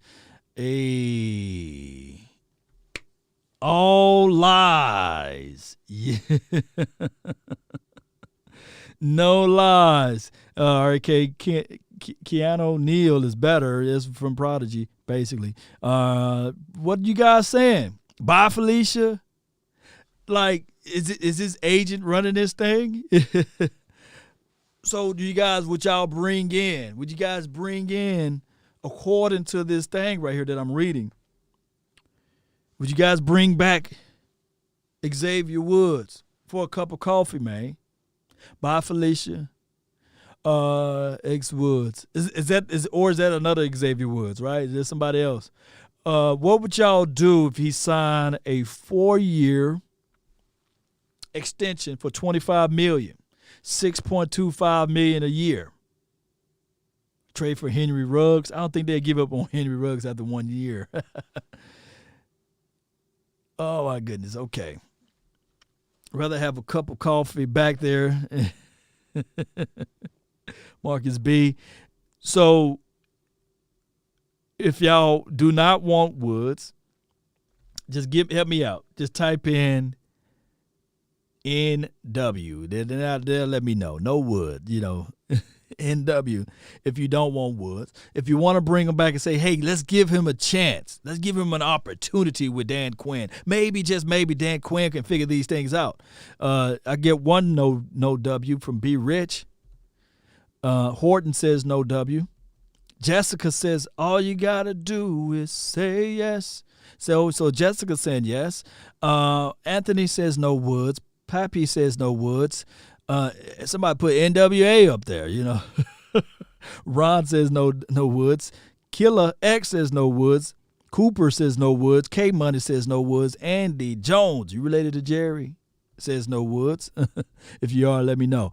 Lashandra says if we pay him, we let me see. If we pay him, we wrong, but we all right. If we all wrong, then he's right. A little tongue play right there. Excuse my vernacular. Terrence Short says no. Let me see. A lot of people saying no. Pappy saying why, Jessica? Why? No opportunity. Extend him 1 or 2 years. Jello, yeah, okay. Yeah. It's a Jay says law singing floor tree. Appreciate you, man. Give his ass a 70% paycheck. All right. So I see the majority of the room says no, man. That was a fun activity. All right, so Woods, he's gone. We don't pay him. We don't pay him this right here. Bam. We don't pay him. Let me see if y'all can read that. And it seemed like a Cowboys contract. Signs a 4-year, $25 million extension. Now watch. Woods gonna fool around, go to another team. 5 interceptions. Woods pick off. He gonna go to the Kansas City Chiefs and do all type of crazy stuff. Brian Poole, cornerback, 5'9" on a good day. Very much fits the mold of a slot cornerback in the NFL level. Do you guys bring in Brian Poole? All right. Do you guys bring in Brian Poole? Let's keep it moving. Gerald Everett, the tight end guy. Let's keep it moving. Marvin Jones. Do you guys bring him in? Let's keep it moving. There you go. Shelby. Did you guys bring in Shelby Harris? One of the most underrated players in the league, that's what they put down. Harris has been an above-average player since he started, a significant time since 2017. The former 7th-rounder wins a good pad level, quickness, in the run game. You see that? Do you see that with Shelby? In the running games, ranked top 3rd in the league, run-stopping percentages since 2018. Harris also has been one of the league's best pass rushers since 2018. and they kind of messed up that number there. It's just not me just not being able to see there, but it's also they messed up that number, but that's okay. With the only reservations being that he only have 2 seasons with more than 500 snaps. So he's a 636 snap guy, 2019, and 516 snaps in 2017, respectively. So let me read your comments. Have you guys heard, first and foremost, have you guys heard of a Shelby?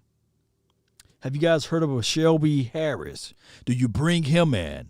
Do you tell somebody, say, okay, this guy, he may not give you a lot of production as it relates to pass rush, although they said that he's been top tier pass rushing guy from the interior, but he is a great fit as run stopper, and he's underrated, by the way. Do you bring him in? Cardinals are expected to sign this guy to a 3-year deal for $33 million. Give this guy $11 million a year. That's what the Cardinals are expecting to do as far as a prediction. This is just prediction.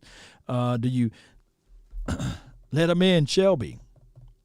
I haven't. As Modi said, he haven't heard of him. Shelby is legit. We got some official football aficionados in here, man. Let's see what we have here.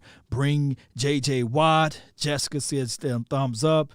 Is he under 63? Why we need a run stopper? Yes. Bring him in. This is from Akeem. We need to go 16-0. That will be partially facts, but 17 games in the season now. So that means we need to go 17-0, right? Yes, shall be a Cowboy. I like the way you put that, Marcus B. Really appreciate you. Uncle Charles, he said, hey, Jessica, with the love is lovelier. Second time around. Come on, Law, no way. You bring in J.J. Watt. This is from Shepard, okay? I respect people's opinions here, Let's see. Let's keep it moving. Yannick Ngakwe. I hope I said that man's name correctly. Do you bring him in, right? Do you bring him in? He's an edgy guy. Let's keep it moving. And y'all can come communicate. Now, I can tell you, if it's me, would you bring in Aaron Jones? Yes. I'll figure it out how to play with y'all. But Aaron Jones in conjunction with Ezekiel Elliott. Oh, my goodness. Mike McCarthy, didn't you draft Aaron Jones? Can you bring Aaron Jones? Is that the same Aaron Jones or is that a different Aaron Jones? Can we figure out a way to squeeze him off the Green Bay Packers? And we'll say, okay, now we got a 3-headed monster. That Aaron Jones, boy. What do y'all feel about Aaron Jones? One of the leagues. Look, let me see what they expecting to do with his money. Too much money, though. Too much money. But in a different world, would you bring in Aaron Jones? It says here's Jones is one of the league's best running backs, but likely he have a heavy dependent on his environment. Is heavily dependent on his environment. Jones has been running behind an impressive offensive line and catching passes from Aaron Rodgers. So, question, is that more to do with his offensive line or there's Aaron Jones running the ball? Y'all let me know. Y'all let me know. Is that Aaron Jones' offensive line? Because they're saying that was his offensive line. Let me go here. 43, man, I got a long way to go. Let me catch me a breather right quick. Let me do this right quick. I'll be right back. Let me catch me a breather. Let me go give you guys some of this right here. Yeah. Be right back, Cowboy Nation. Be right back. Yeah.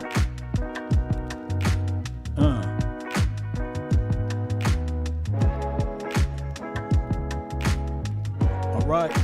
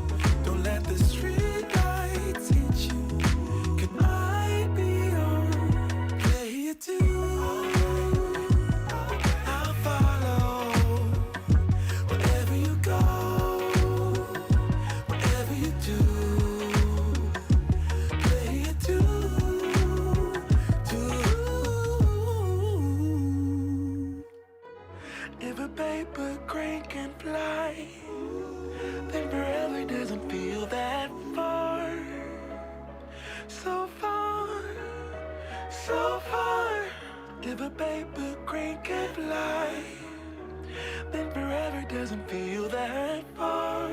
All right. So far. Yeah. Really appreciate everybody for tuning in. All right, so I'm back with it. Got me another fresh cup of coffee.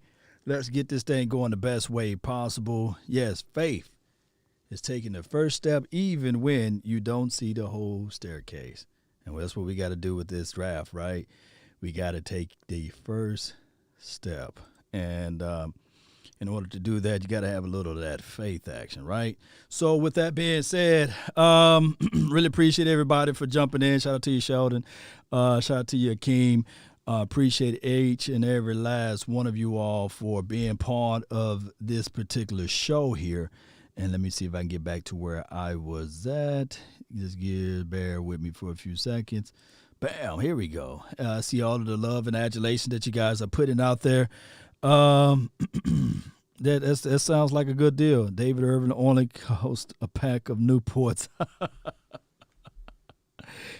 You're right.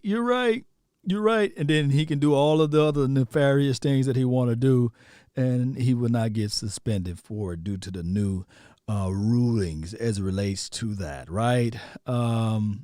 Get Shango as the owner and Law as the GM. Oh, my goodness. That's from who is from Poppy, man. Appreciate you, man. Also, scheme changes help sometimes, too. CD Lamb in the chat. Appreciate you, CD Lamb. What's up with you, fam? Really appreciate you for jumping in. All right, so Curtis Samuel. I don't know. But I will say that we are okay with what we got. Let's keep it moving. All right, so with the 42nd guy, Cheeto Woozier, right? Do we bring him back? Another Dallas Cowboys player. Did you bring Cheeto Woozier back and you give him a mulligan for last year and you say, okay, all right, well, you didn't work out well with Mike Nolan's system, so now we're going to bring you into this system. Do you bring Cheeto Woozier back for this particular scheme and system? It says after earning a coverage grade that ranks right in the middle, appreciate you, Mark Anthony, of the league as corner since 2017, Woozier epitomized the league average cornerbacks. Let's see where he done. He's done his best work in zone cover. You know, we know he's a zone cover corner. He's not a man-to-man guy. He's not. Ranking him 61st in percentile PFF grade, but he's in just his 35th percentile as it relates to coverage. The matches that matches our scouting report of Awuzie coming out of college, where he looked like an excellent fit in a zone scheme. And that is his likely best bet once, again, he hits the free agent market.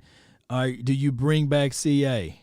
If you bring back CA, just put 24 in the comment box because that's one of my favorite numbers. That's actually my college number and as well college, high school, and middle school number. So 24, y'all put 24 down in the comment box. Put 24 down in the comment box. Let me know if you guys like Cheeto Woozier, 2424, bringing him back for a cup of coffee. Let me see what y'all say. Terrence Short says no. I feel you on that. Moving to safety. This is from Jimbo. Barry Church said below. Let's see. Went too fast. Oh, I forgot to flip it over. There we go. Let me see these 2-4s. Let me scroll up for everybody so they can be stuck out here. Let's see. 24242424, but not for a lot. This is for 2424, Jessica. So I see a lot of 2-4s. I don't see a lot of no's. So a lot of people are agreeing with the 2-4. Now, here's the other situation. 2-4 is the backup for Caleb Farley. That's a good deal.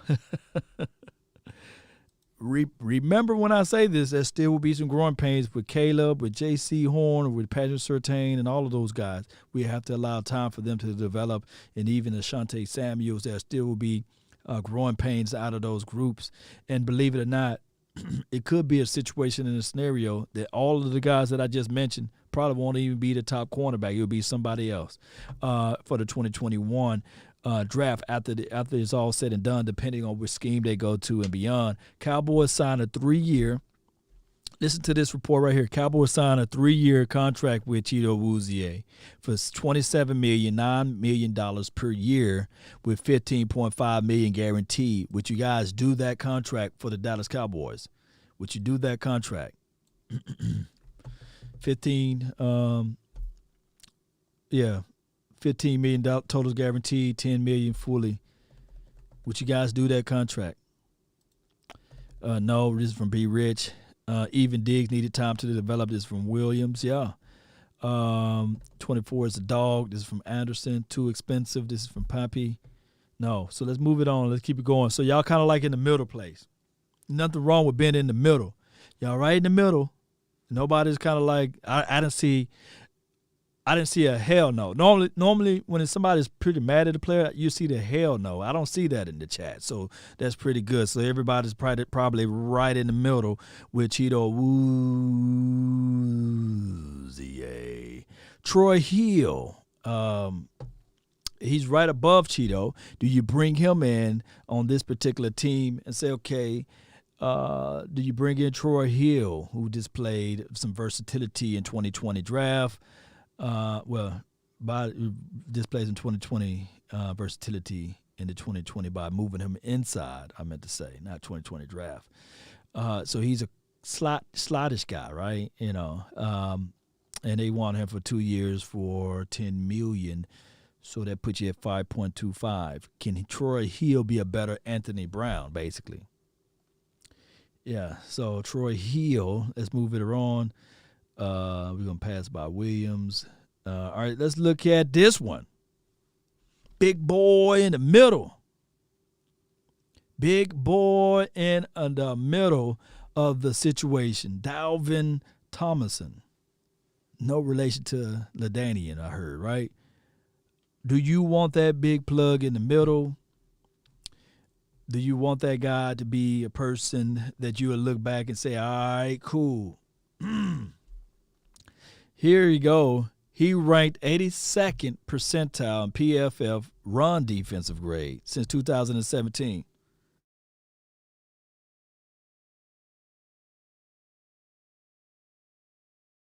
Do you bring him in? In this situation? Do you bring in a guy that's good against the run? Yes, sir. I see it. Look. Put DT in the chat box if you want Dalvin. Let me see if y'all want Dalvin. Let me see if y'all want the big boy. Dalvin Tomlinson, DT. Let me see how many DTs we got. Big boy. Close your eyes if you can. If you're driving, please don't close your eyes. I said that one time. Somebody said, man, I was driving, Law. Y'all may have me run off the road. And you got DT. And now you're just rotating. You're rotating. Galmore. You're rotating. Tristan Hill. But you got DT just sitting there like, what they say, like a tree planted by the water. Ethan says DT. Big Rich says DT. Wiz one. Says DT. Killer X says DT. Gerald Beasley says yes, and Sue. Okay. All right. Marcus says DT. Will Thomason be better than Antoine Woods, right? Akeem says yes. Tyrone, cut him and then put Tomlinson right there. Put him in for nose tackle. Okay, Curtis Jackson, Shout out to Curtis Jackson, says DT. JB2 says DT. Law Nation, Sandra says go get David Irvin. I don't know. Hammer the Rogue in this from Ray Zink. Raisin Sack. Okay. Y'all like some defensive tackles on it. That big meat inside, right? Thank you for tuning in to the Cowboys fan session, right? We're going to look at it this way, right? Cowboys film session. Now we got a defensive plug that's going to count for 2. Don't you know who's going to be giving a praise dance for that? Don't you guys know that? Let's see how much money. Let's see the money aspect of it. They said the Giants, this is projections, by the way, signed a 4-year, $52.5 million, right? So that will bring you about 13. Yeah, 30. It's right here. $13.12 million, 26.5 total million guaranteed, 16 million fully at signing. So would you guys look at that money aspect and say, okay, you know who's really gonna be doing the praise dance? Randy Gregory, right? And then you think about this. Just hear me out. Listen, Linda, listen. Like the little kid said, Linda, listen. Whoever we get in the draft, right? If you don't decide to draft a defensive tackle, but if you get him, you won't be looking at defensive tackle, right? You already know what he brings to the table, so it won't be an unknown commodity, right? And then you will say, okay, Gallimore, Tristan Hill, they're going to be the guys that play on the opposite side of him. And you look at it like, oh, who else will be doing the praise dance? D-Law, he'll be doing the praise dance because at some point you can't double team them all. You only got 5 on your front 5 as it relates to the offensive line, 5 against 4. So somebody's going to be double teamed, and now your A gap or your B gap, wherever the linebackers wanted room and shoot through, is going to be freer for them to do that. And he's not a suspect against the run. You looking at Antoine Barbecue Woods, Twaka, whatever his nickname is, and you go to your Twitter and you ask him, because I think that he's one of those guys that go back and forth with you guys. Ask him like, hey, do you think that this guy's better than you? And I know that it's going to be a crash for me to say that, but I think that he will probably produce better than Twaka. Let me know if I'm wrong, and I'm not trying to put this guy on a pedestal, but do you think that Dalvin Tomlinson will get more and more, opportunities to showcase his talent against the run? And you rotate Antoine Woods in. And there's nothing wrong with going into this mindset of saying, okay, now you rotate yourself in there. And when in the late third and the late fourth quarter in, Antoine Woods come in there fresh, and he can get to the quarterback, and he can do those limited snaps, and he will be able to make a better situation for this team, collectively speaking. All right, let me see. I see some people saying Baltimore. Yeah. Let's see. Draft the one tech. This is from Texas boy Aaron. Okay. Bobby Brown is a grown man in Texas A&M. Shout out to Bobby Brown. This is going to be a good name to play off of, depending on which team you go to. Mayfield is a professional actor and a professional insurance man. This is from Stay Home Ladies Ride a Cowboy. That's a funny YouTube name. I need to draft Baltimore. But see, the thing is with Baltimore, he's going to do all of those things for you. But Baltimore, Tristan Hill, Neville Gallimore will be playing in the same spot.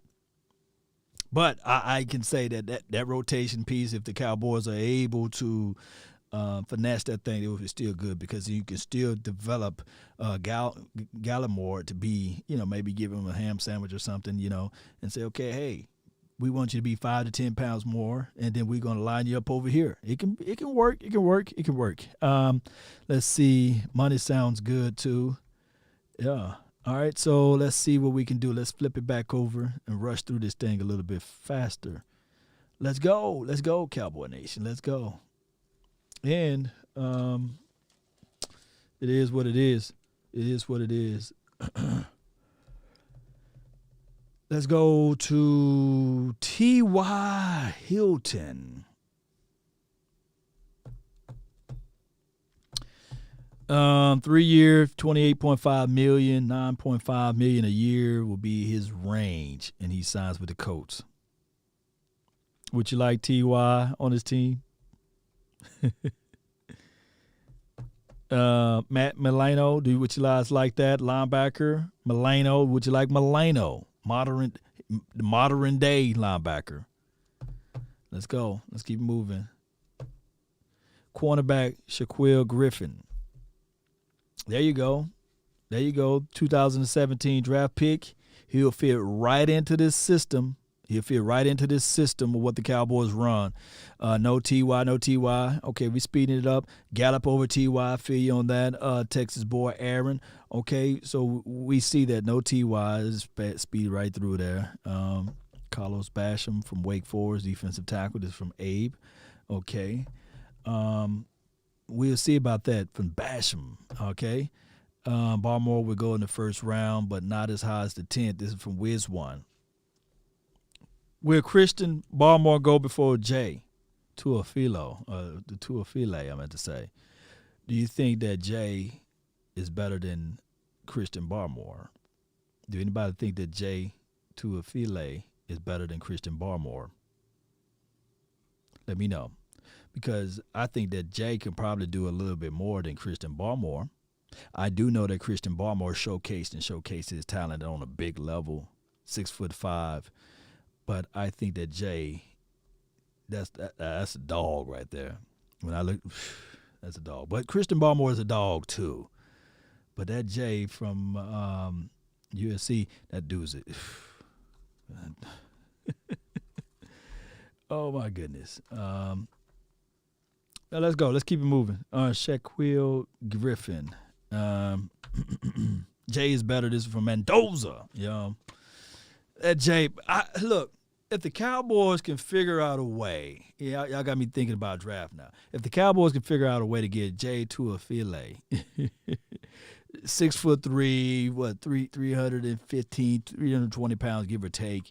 Now, I do know that Barmore is 6'5", can put you in the mode of a Chris Jones a little bit, and just different scheme, different type of way that you can look into this thing. But Christian, you have your reservations on some things. But Jay, you can say, okay, that's 3 down lineman. That's 3 down guy. That's 3 down lineman guy. Christian Barmore, more of a rotational situation. But I'm looking at it like Christian Barmore in conjunctions with the guys that we got.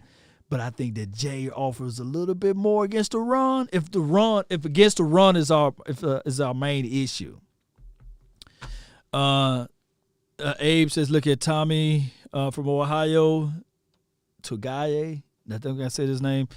He's stout against the run.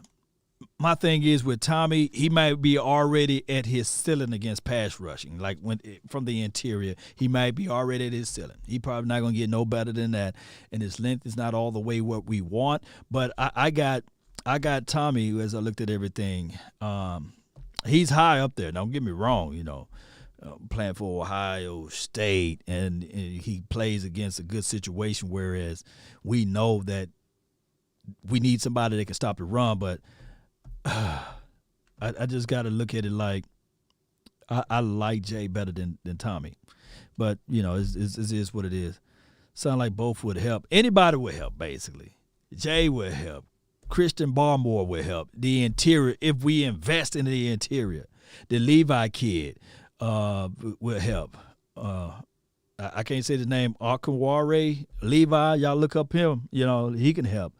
I like Davion Nixon. I like Davion Nixon because of his story. I love his story, and I love the fact that he came from JUCO, and he elevated himself to Iowa. I think that if Davion Nixon would have said no to Iowa, and we're just talking some interior stuff. Let me just stay right here. Then we must move it up a little bit further.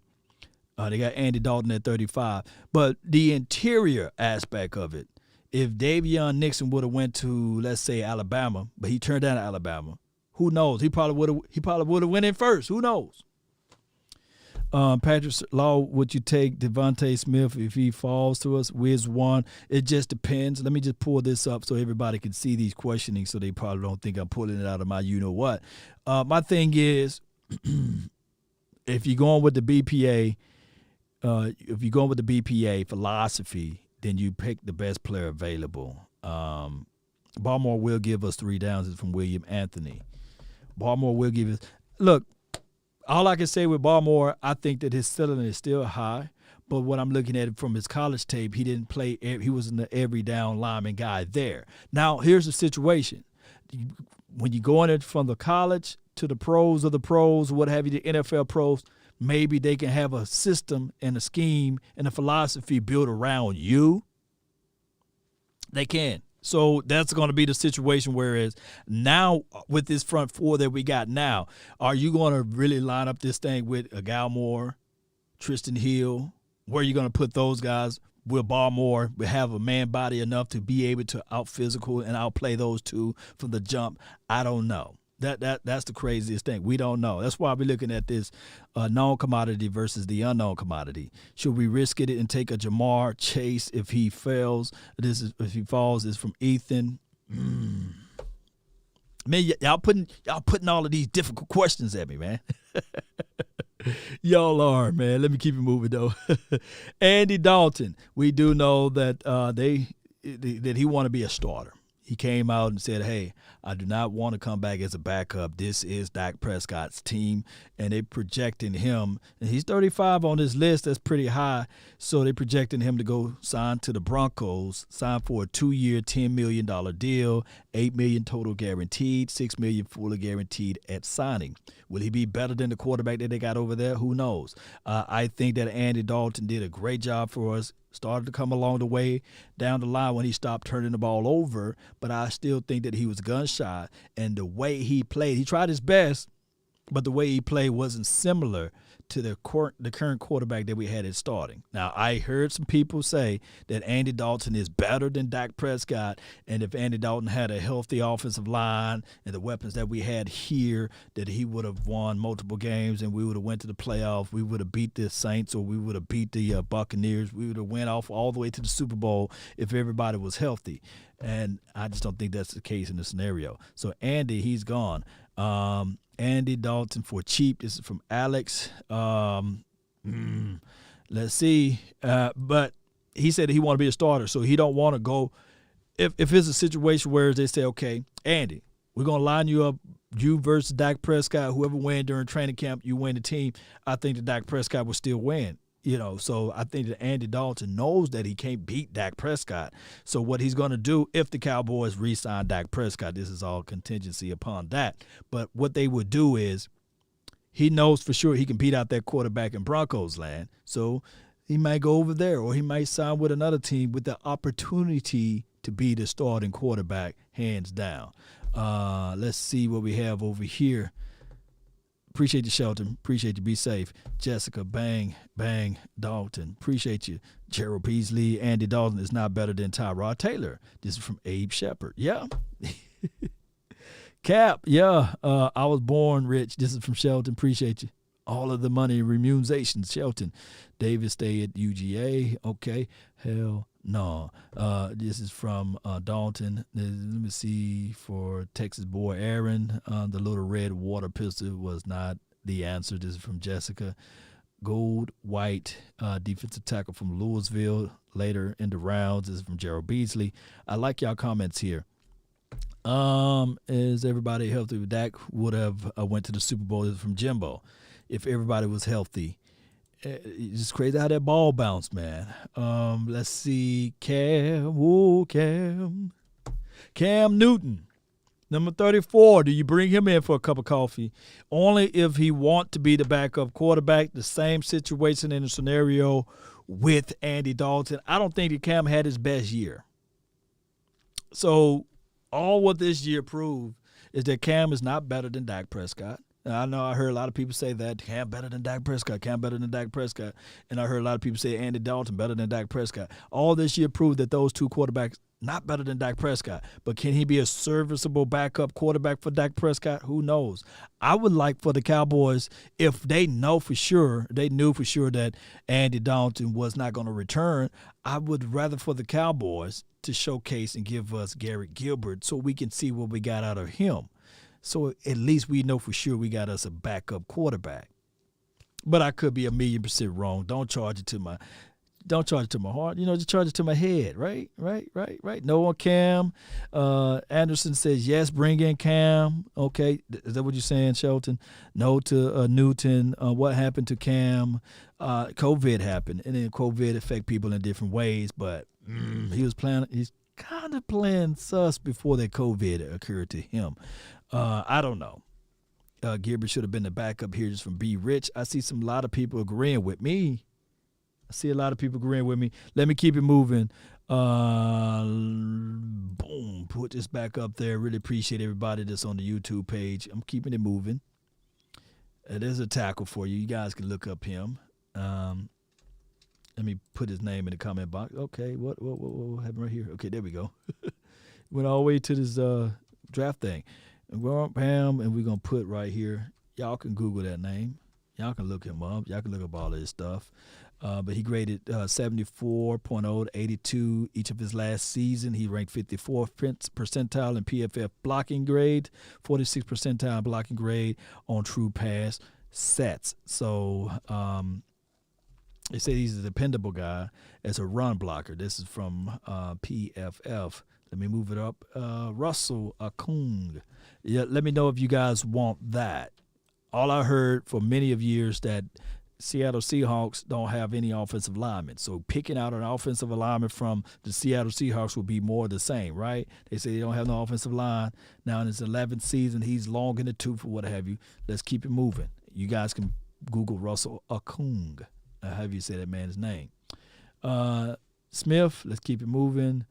We don't need to entertain any more tight ends. Jadeveon Clowney, let's keep it moving because I know we already went over the Jadeveon Clowney situation. I don't think the Cowboys would pick him up. They had an opportunity last year to pick him up, and they passed. So I think that they would do the same for this year. Let's keep it moving. We made it to the 29th. Jameson Winston. Look, the craziest thing of it all, Jameson sat on the bench for most of this year, and he improved to the 29th spot. Do you pick up Jameson Winston, Cowboy Nation? Just put JW in the chat box if you pick up Jameson Winston, not as a starting quarterback, but as a backup quarterback. And they projecting him to sign a one-year contract with the Colts for $5 million. That's cheap. Give me look. Cowboys, if it's $5 million for Jameson Winston, you put the $5 million in his hand and say, okay, you'll be our backup quarterback. You got CeeDee Lamb, you got Amari Cooper, you got Gallup. Throw the ball. Drop back, throw the ball. Don't hold on to the ball. We don't care if it's an interception or not. These guys, these are playmaker wide receivers. Maybe you have a Blake Jarwin back. Let me see. Because that's something that I would really like for somebody to throw the doggone ball down the field because we didn't have that this year. We just had these guys underneath. We sitting there like, look, man, you got to take over. If they're showing you one single high coverage, one-on-one, well, they roll coverages to Amari Cooper side still, but you still got to take advantage. If they load in the box and they trying to stop the run, at least attempt to throw the ball down the field. Don't be gun shy. And I know it took Dak Prescott a time to really pick that up, but they got to figure that out, Cowboy Nation. They really do. Down the line, great teammate, serviceable backup. This is from Mendoza. Just let me see where we got. We got a lot of JDs, JWs. I meant to say JWs. Bring him in. K Money says bring him in. Jessica says, hey, Jessica. Who there's somebody saying, hey, Jessica. To Jessica. Saints keeping him. Winston should be playing yesterday. Should have been playing yesterday. See, that's what I'm saying. JW for $5 million. Okay. See, a lot of people says JW. Who all says no? Just type in the chat box if you says no for Jameson Winston. Williams Anthony says no. I'm just trying to read it all, man. Post a link for the app in the chat. I got you right here. I got you smooth right here. Bam, bam. Give me a few seconds. Bam, here we go. The link right in the chat box. There we go. Let's see. Abe says, love your show today. Appreciate you, Abe. Appreciate you, man. Sheldon says, why? Yes. Okay. Law Nation, I've been subbed to your channel for a while now. I'm a big fan of your channel. This is from Joe. Shout out to you, Joe Carr. Joe Carr. Appreciate you so much, Joe. Joe knows.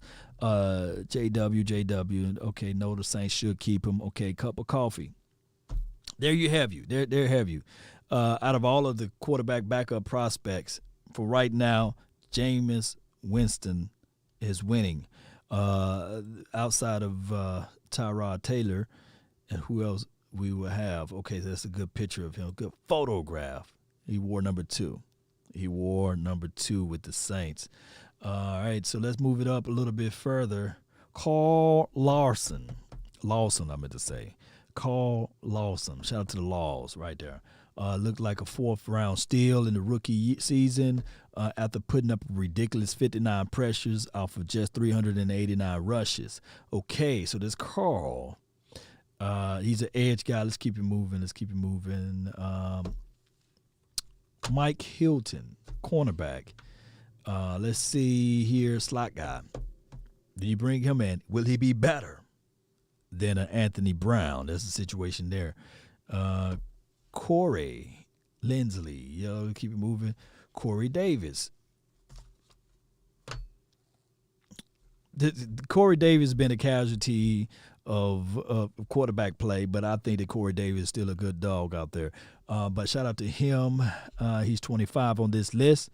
Corey Davis. Do you guys bring him in for a cup of coffee? He's big, physical, solid number 2 wide receiver. His 4-year body of work puts him slightly above average when you measure his PFF. That's what they're saying here. And let's see what they have as far as the contract situation. He signs with the football team, Washington football team, for a 4-year, $65 million deal, $32 million guaranteed. That's what they would sling money his way. Corey Davis for $100 right there. Yeah, Texas kid. Juju Smith-Schuster. Do you let him on your team? My thing is, it'll be a hell of a grab to grab Juju Smith-Schuster for his marketing, dancing, promotion. He will get all of the attention that you would so desire. But my thing is, he's 24 years old. Okay, still young or what have you. Let me see what a lot of people are saying. TikTok boy, yeah. Corvette, yeah. Oh my God, yes, Corey Davis. Oh, I forgot to read y'all comments over here on Corey Davis. I was so busy trying to get this thing out. All right, so Corey Davis. Let me go back up, man. Let me see what y'all said about Corey Davis. Let's see. Abe says, oh, my God, yes, Corey Davis. Dak is mobile QB. Yes, no way. We need defense. Mr. Law Nation, check out Aleem McNeil, NC, one tech, 6'2", 320 pounds. Aleem, I got McNeil. I got Marvin Wilson, and I have Darius Steele right in the same wheelhouse of Aleem McNeil, the guy that can line up at 1. He'll be a one tech. He line up over the center at 0. He's a crazy guy. I think that he will be a great situation for the Cowboys if they pick up Aleem McNeil, but we'll figure that down the line. Let's see what we have here. I love Juju last year in 2019. I would say as a USC Trojan fan, yes, but we needed him in the Cowboys land now. Okay, I see what you're saying. Nope, I don't know Dak Crew B. This is Jessica. Shout out to you. Jerry would love Juju. Yeah, Jerry. Juju would sell stuff all day long for Jerry. Yeah, so let's keep it moving. Really appreciate everybody for tuning in to the nation. Really do. Let's keep it moving. We got John Johnson III, safety. Do you guys like John Johnson III as the safety aspect for the Dallas Cowboys? Let's see what they got here. His 85.6 coverage grade ranked 4th amongst safeties during his regular season, making him a third-time 4th season. He was at above 84.9, so he can cover. John Johnson III. Would you guys go with JJ3? If you go with JJ3, put it in the comment box. Let's see where they got him going. A 4-year deal, $52 million, $13 million APY. I don't think that's too pricey for them. All right, Marcus May. Would you guys like Marcus to be in there? Remember, if you like JJ3, just put that in the comment box. Let me see before we go over Marcus May. JJ3, how many people loving JJ3 in the comment box? JJ3 going once, going twice. I see yes. Abe Shepard, Gerald Beasley says yes. I see a lot of yes. Okay. John Johnson can play both safety spotlight like a Wilson. Yeah. JJ3, Killer X got JJ3 going. Shout out to you, Sydney. Shout out to you, Eric Downs over there on the Facebook group. Really appreciate you guys. I see a lot of people saying MM, yes sir, MM over JJ3, going once, going twice, sold to MMM. All right, JJ3, Marcus, yes. So we got this situation as it relates to free agency.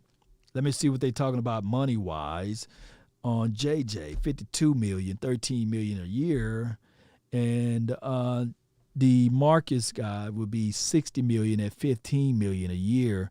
So those would be the options there. But Marcus, let me read this right quick. Marcus has played multiple roles for the New York Jets defense since entering into 2017, including lining up at least 400 snaps at free safety. So there you go, your free safety role. 200 snaps inside the box. He give me some box action. This is Marcus. Let's see, and 125 in the slot. So now you got a switch army knife, and you can do so much with that.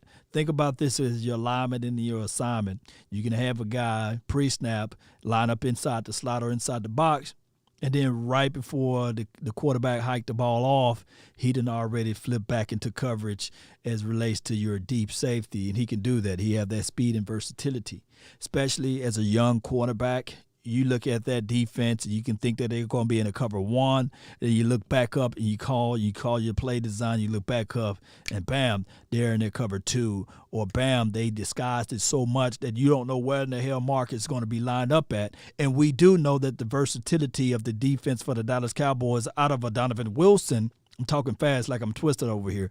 You know that Donovan Wilson can also play down inside, and he can play some free safety role for you guys. So now you got versatility on your secondary within the inside, which what we really need. And I think that will be a great piece. But I think that out of the two, Marcus May and John Johnson III, Marcus may not can cover as much as John Johnson, but you get multiple positionings out of a Marcus May. That's why you have to pay $15 million, close to $60 million, $15 million a year, and $20 million fully guaranteed. So where would you guys like to go? Let me see. Yes. Let's see what Jalen laughed, man. Let me see. May be laughing to swipe. Yeah. May is gone for 10 to 12 a year. Yeah, one of them in the draft, Hassan, I meant to say, or Tyler Gillespie. I can't talk today for some reason. My thing is, and I feel exactly what you're saying. From Mendoza. And remember, what we're looking at is a known commodity versus an unknown. They're doing this against teams that's in colleges. We don't know if they can do it against pro-level activity. So those are the two things that we will really have to look at as relates to drafting somebody in the college area versus somebody that can give you impact now. Now, just to be objective with this, of course, with free agency, sometimes players do not live up to their contract. Sometimes they get in the biggest check that they ever got before in their life. So you may see some slippage and drop off from their skill set and their play as relates to them playing on a different team. But I do feel what you're saying. You want to grow with the draft. And you want to bring in somebody with the guy from here. I keep forgetting how to say this man's name, Hafsah, and you got Tyreek Gillespie. I'm messing up people's names today. But you guys get what I'm saying, though. I hope you guys are understanding what I'm saying or trying to say with that. All right, so we got cornerback that's next on this list. Do you think Jordan Lewis can play free safety? I think he can, but I don't know at what level that he will be able to play. Desmond King at 21st slot as the top 100 free agency. Woo! Desmond King. Do you guys go with a Desmond King? Desmond King, is he the answer? If Fields or Wilson falls in the 10th, would you take him? Well, we'll find out. That is plausible, right? You know, can we brick luck out of can we bring back luck out of retirement? This is from Ethan. I don't know. King is a sleeper. This is from free agency. Would be nice. Desmond King. We will have another Dez on the team, right? Desmond King. Let's see what they're asking for. Titans, they probably go to Titans for 3 years, $17 million. Not bad at all. That's not a bad contract. King is a pretty decent. They had this problem with King. Was it 40 time? He didn't run a good 40 time, but the kid proved that, hey, his tape is fast, and he did that. I think that he got a pick six against us, didn't he? When we played the Chargers that year, did he get a pick six against where Dak Prescott threw the ball and he kind of went into the air awkwardly and he pulled it out of the sky? Yeah, Desmond King. I'll bring Desmond King because close your eyes and imagine Desmond King on one side and you got Diggs on the other. Yeah, he's a guy that don't sneeze at him. Don't sneeze at him. Ultimately, let's see what we got. He is great. King is still young, showing us the ability to be good out there in defending the slot. Okay, so he'll be in the slot. Would you guys like to have that? Diggs and King. That would be nice. Marcus May would be nicer. Yeah. Interior. I don't think that the Leonard Williams be a guy that the Giants will not pay. They have to figure out a way to pay Leonard. They will have to figure out a play. Look, all I can say is if the Cowboys have an opportunity to pay for a Leonard Williams, I don't care. You bring that brother in, and you will just say to yourself, okay, do you, baby, do you. Because D-Law is going to eat now and Randy Gregory is going to eat now. Yes, sir, for Leonard Williams. Yes, sir, I was banging the table for when he was on the market the first time. They go get Leonard Williams. Go get him.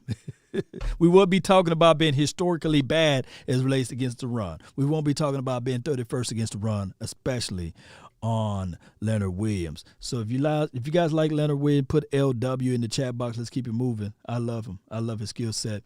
Richard Sherman for the 19th guy on this free agency list. One of the best cornerbacks of this generation. Richard Sherman is still playing the game at the high level, but his age is lacking everything as far as the scheme fit, I guess. Will scare a lot of potential suitors off as far as his diversity scheme. But my thing is with Richard Sherman, would you want him only as a cornerback or would you just kind of switch him over to a safety position? Because he is knowledgeable of the game. He knows everything that Dan Quinn would try to draw up. He said, look, we did this in 2014 or we did this in 2013.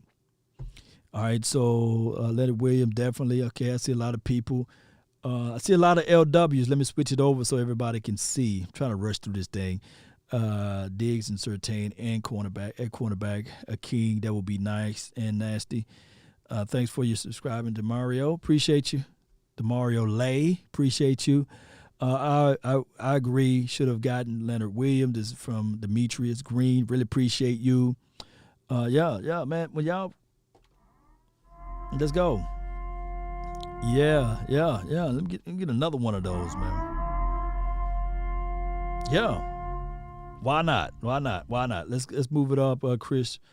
Richard Sherman, yeah, and that would be nice. All right, Ron Fitzpatrick, the 18th quarterback. All what I said about Jameson, you can just repeat tense por favor, and you can put into that slot Ryan Fitzpatrick and say the same thing. I would go with Ryan Fitzpatrick, So if it was a choice between Jameson Winston or Ryan Fitzpatrick, give me Ryan Fitzpatrick. We probably would have made it to the playoff this year if we had Dak Prescott 1 and Dak Prescott go down and we had Ryan Fitzpatrick to come into the game. We would have probably went to the playoffs. Hey, I guarantee you, as far as rookie of the year out of the slot corner or slot wide receiver, I meant to say, nobody would have been talking about the Jefferson kid. It would have been hands down still CeeDee Lamb. It would have been no drop off as it relates to that. CeeDee Lamb would have been still eating. Yeah, the bearded one. Let me know if you guys would bring Ryan Fitzpatrick in for a cup of coffee. 1 year deal for $10 million.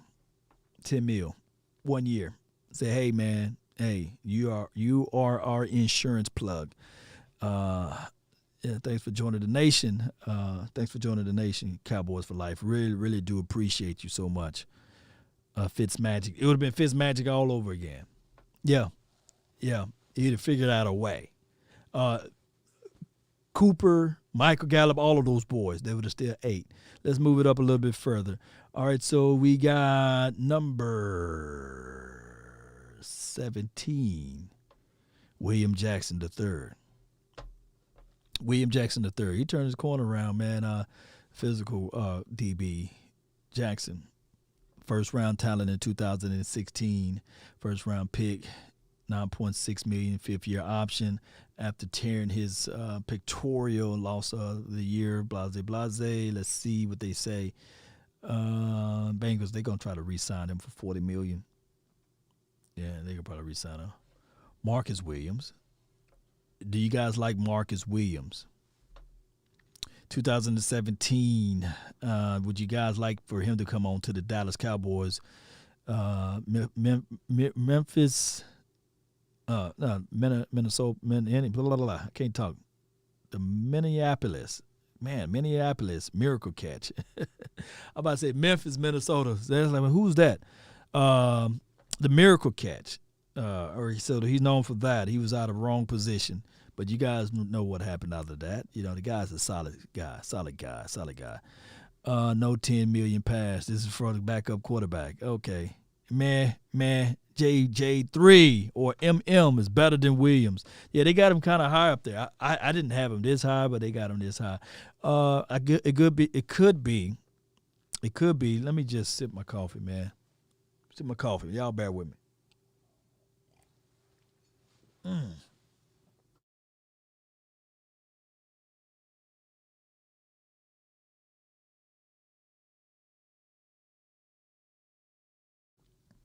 Woo. Coffee strong, baby. I drink my coffee blacker than me. All right, so I don't know why Marcus is that high. But let's keep it moving. Shout out to you, Jessica. Really appreciate you. Those are the two I prefer. Oh, my goodness. They ain't going to let Shaquille go. Let's just flutter. That will be a good situation if we can pick up this guard right here. Let me see. Cardinals will sign him back. Okay, let's keep it moving. Tackler. Will Fuller. Will Fuller. If anybody know anything, Will Fuller is a number 2 wideout. Number 2 speedster. You can try to look at him as a number 1, but he's number 2. Let's keep it moving. Hunter Henry. Keep it moving. Now we made it to the top 10. Phillip. Look, everything you need to know about Phillip, just look at the playoff game. He didn't have a good zip on the ball. He kind of like threw the ball standing tall like a statue. Yes, they was able to, the Colts defense made him to the playoff, what have you. He was serviceable at best, but he was still standing tall in the pocket. He throws those little flutters and stuff like that, but he's not a difference maker. Now, if you're talking about purely and purely as a backup quarterback, yes, you'll bring in Phillip Rivers, but I believe in the hearts of hearts, he really do need to just retire. Let's just move it on from him. I would rather have Fitzmagic over Phillip Rivers, but it is what it is. Shout out to everybody that's watching. Will Fuller can't stay healthy. Yeah, you're right. Let's see what we have here. Brandon, that would be nice. Let's keep moving. Guard these top 10 guys. Levante David, I don't think that they allowed him to be free, but that would be nice. Anthony Harris, I think that that's a very, very strong possibility for the Cowboys to pick up Anthony Harris.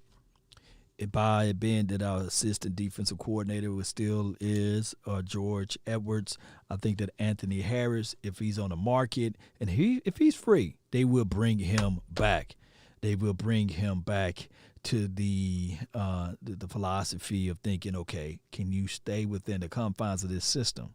Anthony Harris, oh my goodness. And then you will have the Donovan Wilson. This will be a good combination for everyone to look at. And I think that he will fit right into this scheme that we're running. But nevertheless, let's keep it moving. Anthony Harris will be a good situation. This is my dog. That's my dog right here. That's my dog right here. I try to speed all the way to get to right here.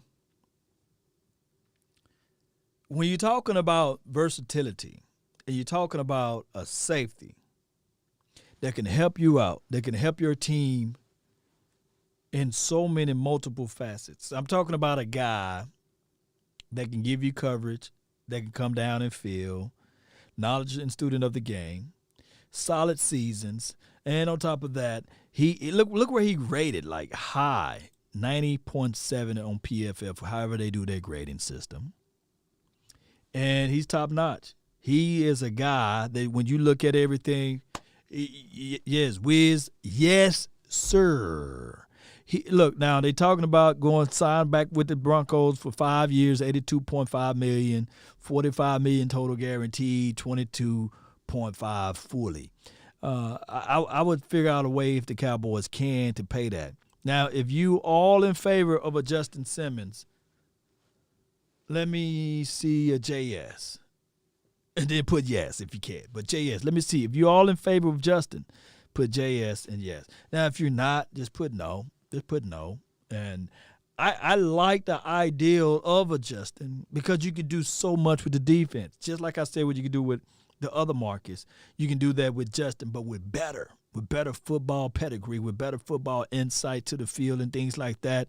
You will see whoever we go in the draft, if you draft, let's say, for instance, if they go draft a Surtain or what have you, or if you go young with a J.C. Horn, you have the middle of the field, you got your striker position as it relates to Donovan Wilson, and you got a guy that can play multiple looks as it relates to Justin Simmons. Now you got that, and you got Diggs, who's going to develop. Who's developing. And you think about what you like about Diggs. I'm just trying to tell you guys my thoughts and my opinion of this. If you like what you got out of a Diggs, if you like what he brings to the table, can you say, okay, with a better front four, he'll play even better? Okay, we're going to answer that within the free agency period. You can do that just right here. Or even within the confines of the draft, you can do that there. And you can think about this. You got a safety that's over the top that allows you to play a little bit more aggressive on your press looks. Right? They allow you to play even more aggressive as it relates to jumping the routes and things like that, which he would do better at. And when you think about it, hey, he won't be at the mercy seat of the safety not knowing where the hell to be at. You know, so I'm looking at it in those ways, in those views. Yes. K Money. So did I sell anybody on Justin? Let me see. He was already sold, right? All right, let's look at all of these people, man. Ethan says yes. Field Goal Boy says yes. Sheldon says yes. Isaac says yes. QBO 88. Jaquez says J.A. Yes, I think that's probably an S.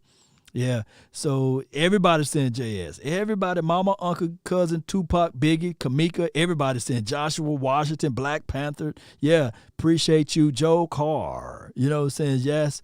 So everybody, man. Raphael, why? When are you going to play Grand Theft Auto 5, Law? Hey, I got free time today. I make him play it when I get off of this stream. Mendoza, because I'm almost finished with Grand Theft Auto 5, and then I'll probably do something else. JS, Curtis Jackson. Everybody's all in favor.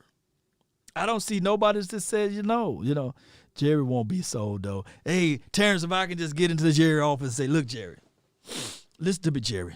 Listen to me, Jerry. Jerry. Listen. Put the Johnny Walker Blue down. Matter of fact, pull me some and then put it down.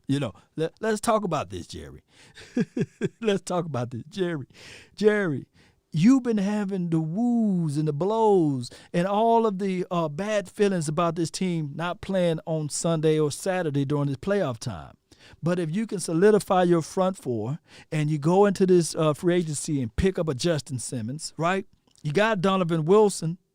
Look, Jerry, let me take another shot at Johnny Walker Blue again. You give her a shot too. And Steven, bring Steven on too. Let him get a shot before I talk to him some more. Get a shot at the Johnny Walker Blue. And we will be able, right? We will be able to change this defense because now they will have to be thinking how they can first run on us, and then they'll be thinking about how they can pass on us, right? Come on, Jerry. Just do it. If you want to win this Super Bowl, right? Oh, my goodness. Yeah. Terrence says he belongs in a rocking chair. I don't know, man, but that Johnny Walker Blue, man, that must be the key to living the life that he's living. I'm going to have to go find me some Johnny Walker Blue. You guys know what I mean, right? Let's go. Justin Simmons. All right, let's go. Sheldon Rankin is way at the bottom. He's way at the bottom. Trent Williams. We know that guy's long in the tooth, long tooth right there. All right, let's see what we have. Kenny Galladay. That's just he's a tall man's. He's a taller Michael Gallup, but Michael Gallup is probably still even better. But let's go. Let's keep moving. Allen Robinson the second, wide receiver, Chris Godwin. All of these guys. Chris Godwin, Allen Robinson the second, and Kenny Galladay. They ain't going to the Cowboys. But we got the number one on everybody's list. Dakota Prescott. Oh, we made it, boy. Oh, my goodness. We made it from the top 100. Remind me, Cowboy Nation, to never, ever do this again, right? I said, man, I thought I would never get to this point. We went from all the way from 100. I went past a lot of people. And this is like a marathon type of show. All right, so do you bring back Dakota Prescott? Let me see if you feel like you want to bring back Dakota Prescott. The Cowboys should sign this guy. Just type 4 in the comment box. Just type 4 in the comment box. Just let me see 4s. If you don't want to bring Dak Prescott back, let me see what number I want to use. You just put 0 if you got a 0 key on your keypad or your phone. But if I should see a bunch of 4s, right? Do I have to go over his, playing style or what have you? I see D's. Oh, I'm sorry. Let me do it this way so people can have their stuff recorded. Yeah. 4s.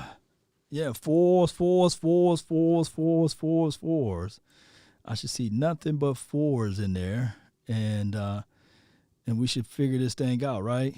We should figure this thing out as it relates to Dakota Prescott, and let me know.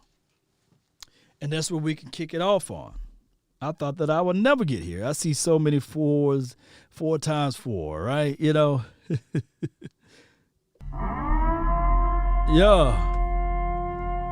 Only see 1 0, man. You by yourself. These boys, Justin, come on, where the 4s at, man? Where the 4s? I tell you what, and we're going to put this right here. Really enjoyed everybody.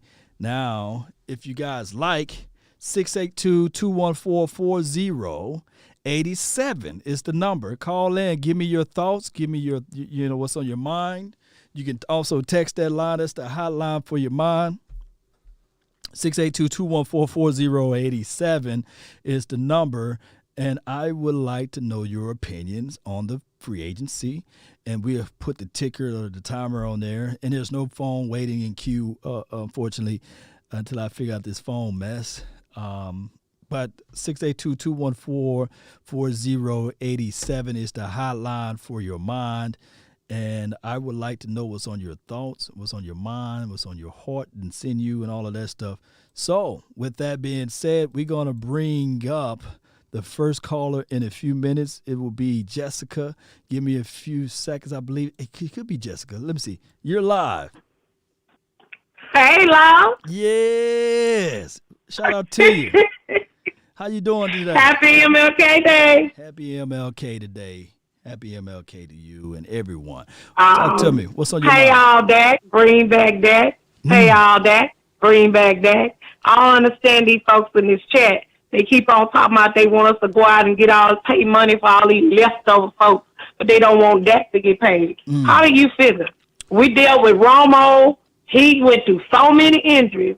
Injury-prone Romo for over 10 years. Never won a Super Bowl. But Dak been here only a few years, and y'all want to get rid of the best quarterback we done had since Romo went down?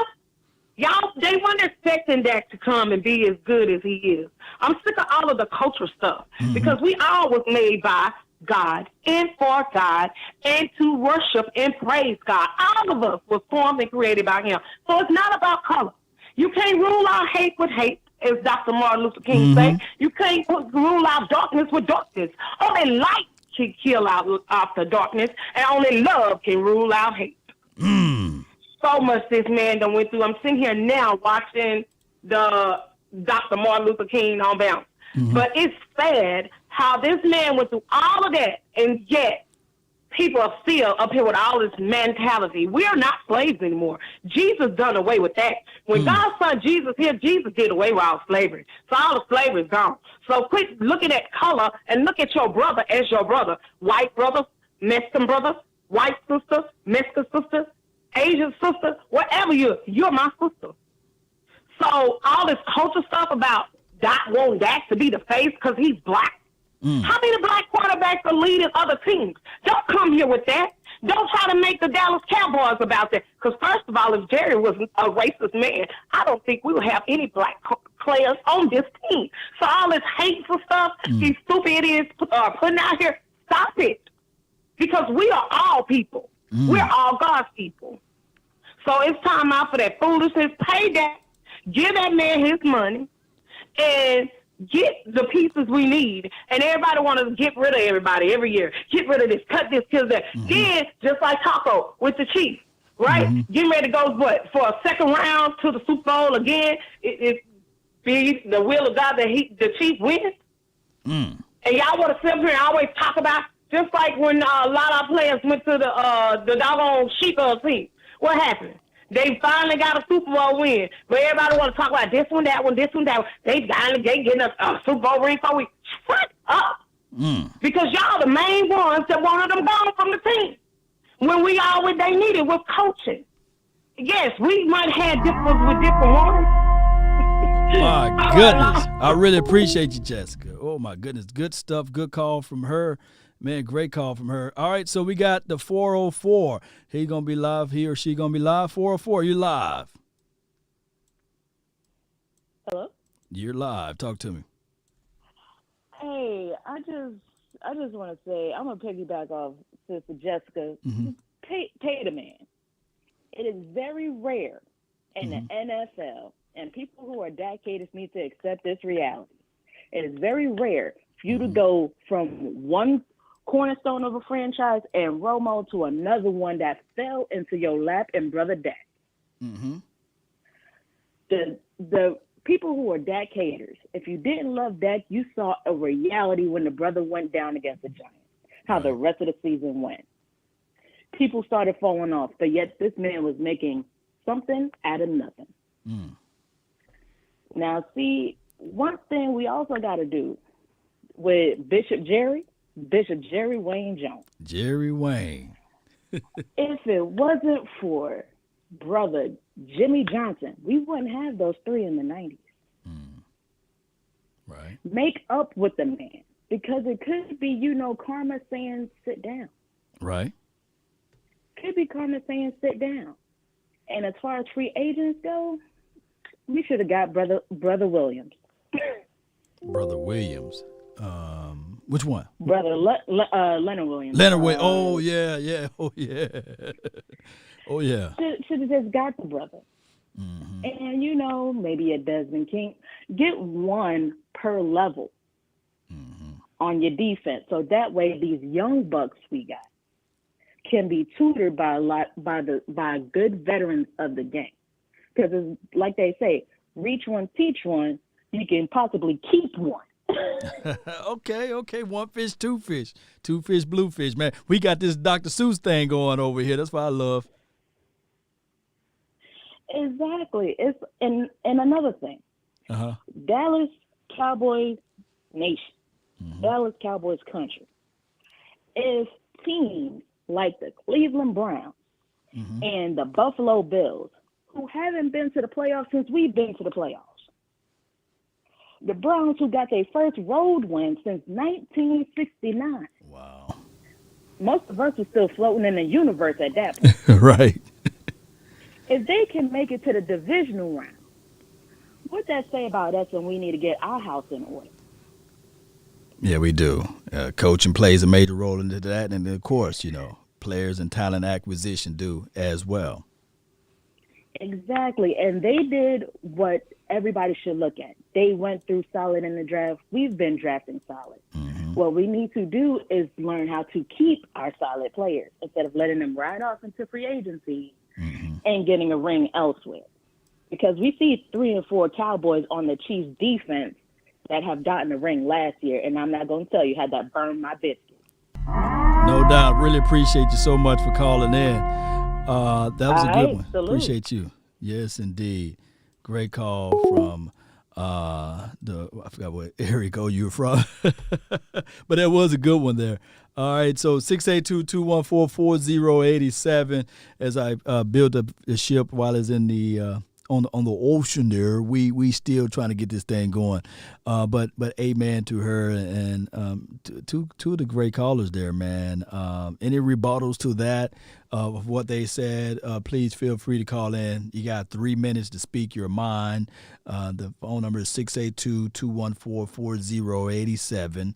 And the craziest thing of it all, Cowboy Nation, none of us are right. None of us are wrong. These are just our opinions. We pushing it together and we throwing it out there to the universe. But these are the things that are tangible that we can see with the free agency and what we need to do with this team, right? And these are things that we need to figure it out. Because at the end of the day, you really don't want somebody to come in here and try to learn something all the way over, and then we have to buy into, okay, let this person do this, let this person do that, and then we'll figure out and say, okay, man, we're at the bottom of this list, Play, he needs some milk. Yeah, somebody do need some milk. Who needs some milk over here, huh? He needs some milk. Yeah, appreciate y'all, man, for tuning in. 682-214-4087 is the hotline for your mind. Dak is better than Josh Allen. My thing is, when we say that, you know how that goes. It's a toxic response because what people do is they look at teams that's in the playoffs. They look at the collective team. They don't look at the collective team anymore. They look at the quarterback and they say, well, this quarterback done it this way. This quarterback should be at this level. And when we look back at it, one can argue and say, well, when you use that analogy, is Trent Dilfer better than, Dan Marino?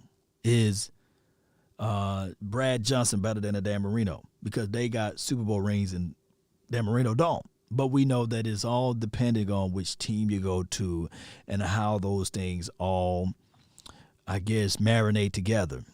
But what happened here, Cowboy Nation, is that normally when people look at teams that's winning, they look at the quarterback and they automatically say, well, this quarterback is better because they got a ring or they got a Super Bowl. Just like the same argument is Eli better than Tony Romo, And that's just how it goes, Cowboy Nation. But I agree that Dak Prescott, at his level of skill and set now, he is one of the top 10 or top 5 QBs that's in the National Football League. But he's going to get hit with he's not better than such and such player because of the way, the team's been winning. I've seen people make arguments that Carson Wentz was the best thing since sliced bread.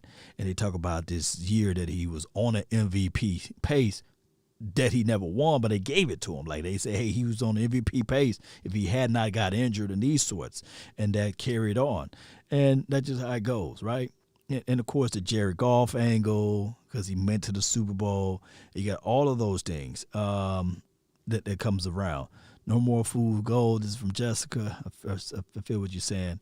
Let me see. Abdullah Wilson and Hitchens playing better than our so-called duo live right now. LVE. Yeah. Right now they are they're not battling through injuries as well, but they are playing better as a combo right now. I ride with 4 all day. This is from Shelton. Yeah. Yeah, like I said, 682-214-4087 is the contact number. Let's switch over to what could be possibly the situation that we will have to pay the brother or what have you. Since we got the brother over here, let's see what we can possibly pay. Give me a few seconds. Let me pump this one up. And bam, here we go. Let me scroll all the way down. Money is always a pivotal situation. It says contract. Let me see if you guys can see that. It says contract.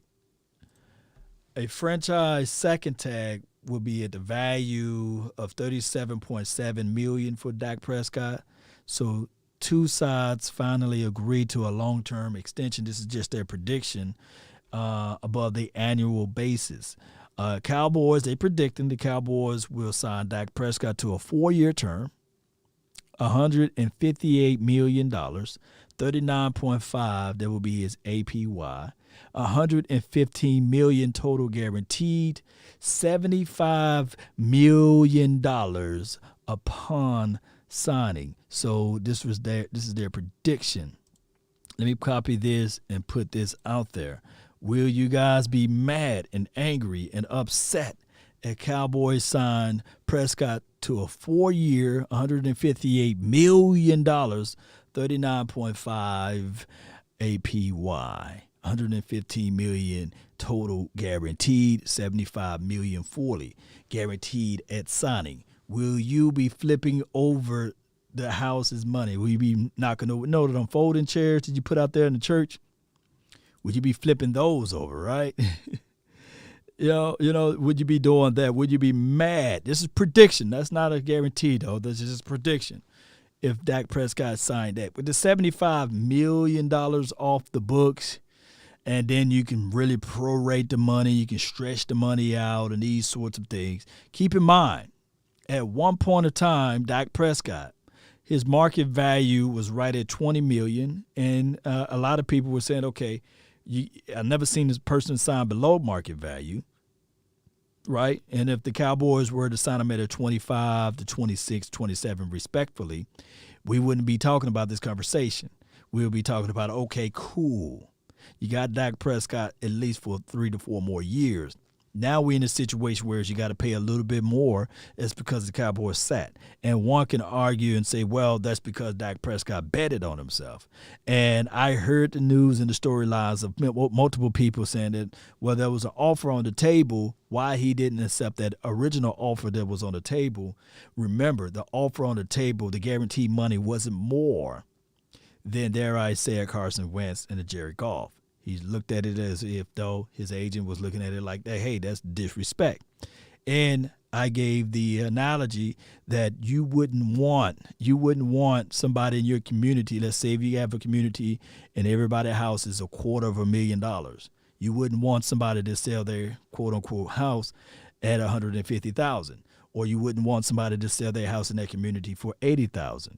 You wouldn't even want it to go foreclosure because it will actually hurt your value in your community. It will bring down the value so that the agency for Dak Prescott looked at it like, no, you got to at least be more money guaranteed than Goff, and you got to have at least more money guaranteed than Wentz. Now, at the time, and I'm just want to speak in numbers to people right now. At the time, we can look at it and say, well, look at the endorsement deals. Look at the money that he's getting off the field or what have you. That should count to something. You think that Goff is not getting money off the field? You think that Wentz is not getting money off the field? Or you think that at my job, if I make said money, that they should look at it and say, well, Law, since you're making YouTube money, or since you're making Facebook money, since you're getting a check from Instagram and beyond, should you take less money and still do your job because we shouldn't be able to pay you? No. Pay me. This has nothing to do with my extracurricular activities outside of my said employment. Although my employment helped alleviate some things, but I shouldn't be looking at it in those fashions, right? Or they shouldn't be looking at it in those fashions. On top of that, when we look at the money aspect of it, they knew that the NFL would be elevated to 17 weeks opposed to 16 weeks. So that plays a major role. Non-dom, we're finna have non-dom in the house. Bear with me for a few seconds here. Let me turn you up. You're live. Non-dom. What's on your mind, fam? Talk to me. Happy MLK Day, family. Likewise. Tyrone Smith, Anthony Brown, Ezekiel Elliott, DeMarcus Lawrence, Jalen Smith, come in my office. Let's have a cup of coffee. About to shave some of these dollars off. Because this is a production-based league, correct? Correct. Your numbers is not adding up to your production. But what we know from this weekend, you need a quarterback to take you to that next level. You need to open up that bank for an offensive line. And your defense better be ready to make some stops. Because at this moment in time, it's preposterous to ask Dak Prescott to take a pay cut when his play is rising and others are falling on our same team. Right. Their checks have not been disrupted. Right.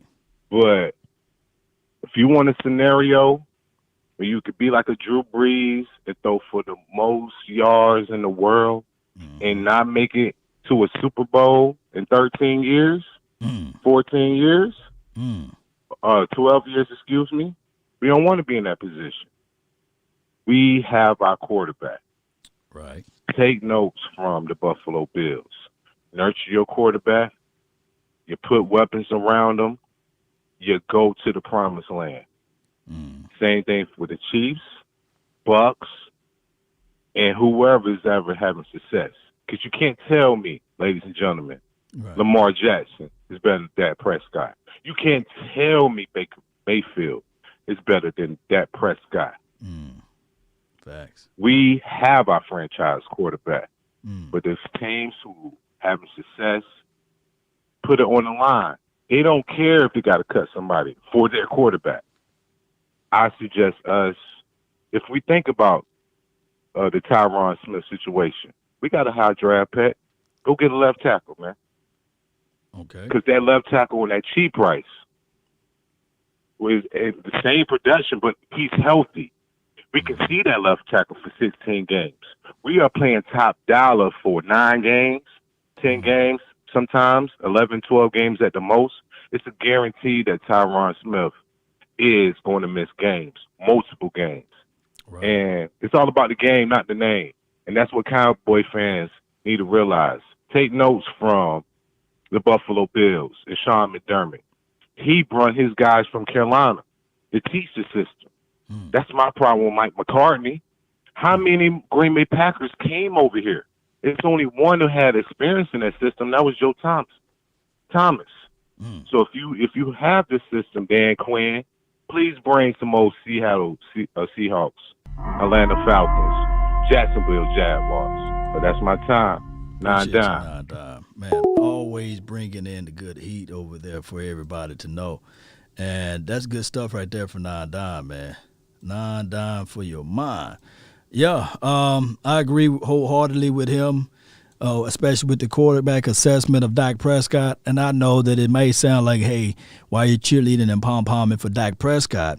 But you can clearly see that, quarterback plays a major role. I think that if Dak Prescott was on that Cleveland Brown team, you would see the Cleveland Browns going into this, the championship round right there to go to the Super Bowl.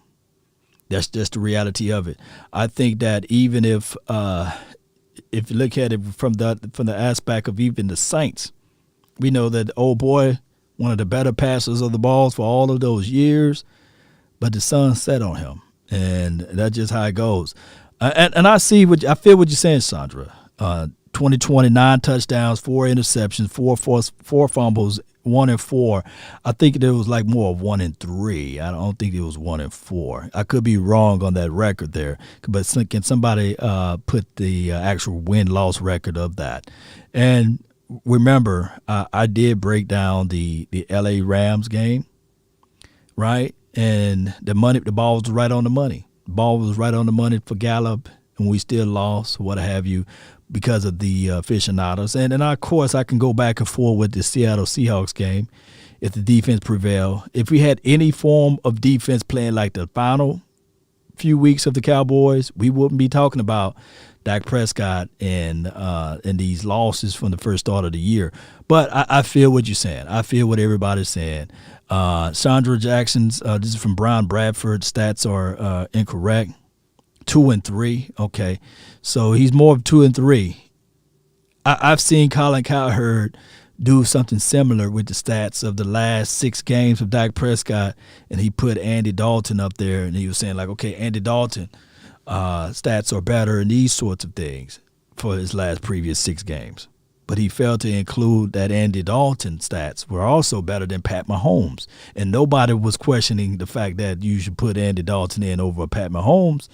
And it goes to show you that you can triculate stats to fit the narrative, but you can also look at it like from a game per se and look at how these things occurred. What was the Cowboys doing? They're pushing the ball down the field. They're putting up north of 30 points daily. And the defense was giving up everything.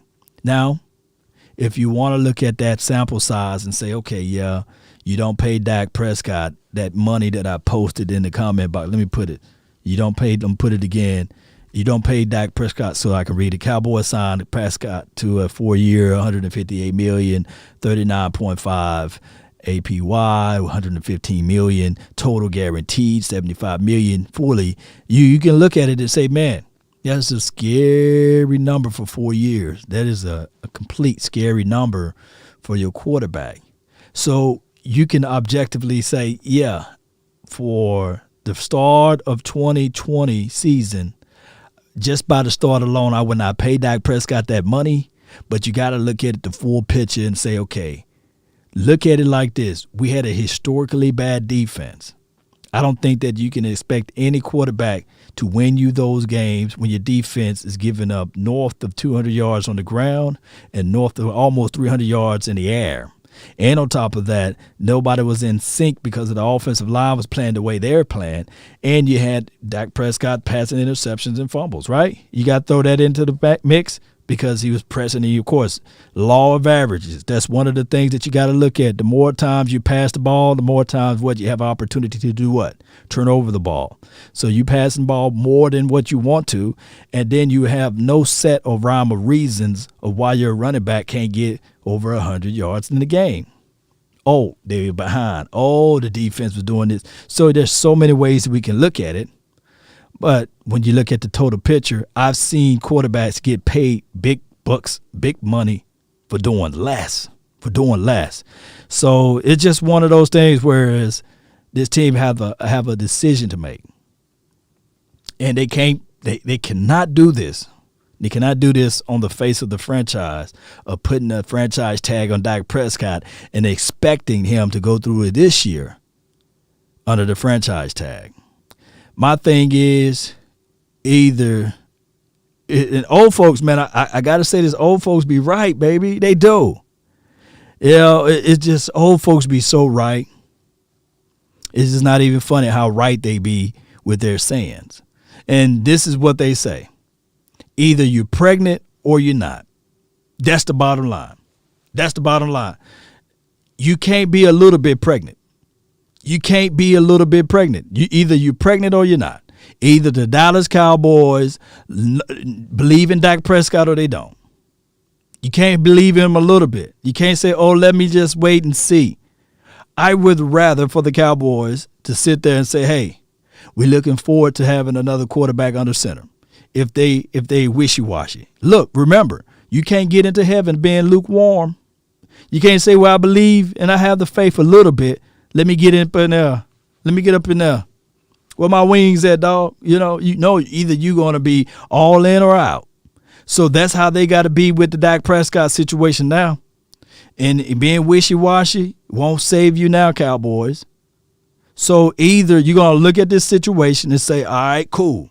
Dak Prescott is my quarterback. If not, for the mercy for the Cowboys fans, collectively, everybody in this chat box, everybody that's watching, I think a third of you guys been a Cowboys fan way before Dak Prescott even thought about putting on silver and blue, way before he even picked out his number 4. But even before he was born, we was Cowboys fans, right?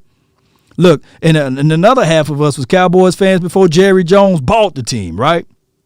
But we still love this team. But I would rather knowing what we have before we head into the draft, and this is just real talk speaking to you guys. So I would rather for the Joneses to do right by us and say, okay, hey, he's not our future. But don't pee down my back and say, nah, dog, nah, that just rain. No, don't do us like that, Jones. Don't do us like that. Don't lie to kick it to us. We would rather have the hard truth versus some fake realities. Now, I do know that comfortable lies are always feeling good. People love when people lie to kick it. But give us the hard truth. Give him the hard truth and say, hey, man, you're not our guy. Don't play around with this. Remember what I said. Either you're a little bit pregnant. Nah, you don't do that. No, either you're pregnant or you're not. That's the reality. That's what old folks say. You can't be in the middle. I was born into this craziness. This is from QPW311. Yeah. W or L, what do you want? This is from Chandra Johnson. Appreciate you. Win or lose. But I feel what you're saying, Sandra. And here, I believe that our mods, we're not going to ban nobody for having different opinions. We're not going to look at people and say, okay, they're wrong. Let's kick them out of the club. But over here, I believe that everybody should have a right to their opinions, right? Those convinced against their will is of the same opinion still, right? So we should be looking at this thing objectively and say to ourselves, how can this situation with Dak Prescott play out? Do you sign the man? Do you not? Do you sign then trade? Now, of course, from a marketing piece, you can't get out there and say, hey, man, we're going to move on from Dak Prescott. That's not a good marketing piece. But the craziest thing is the way I love it is that this market forcing the Cowboys to make a decision before the draft.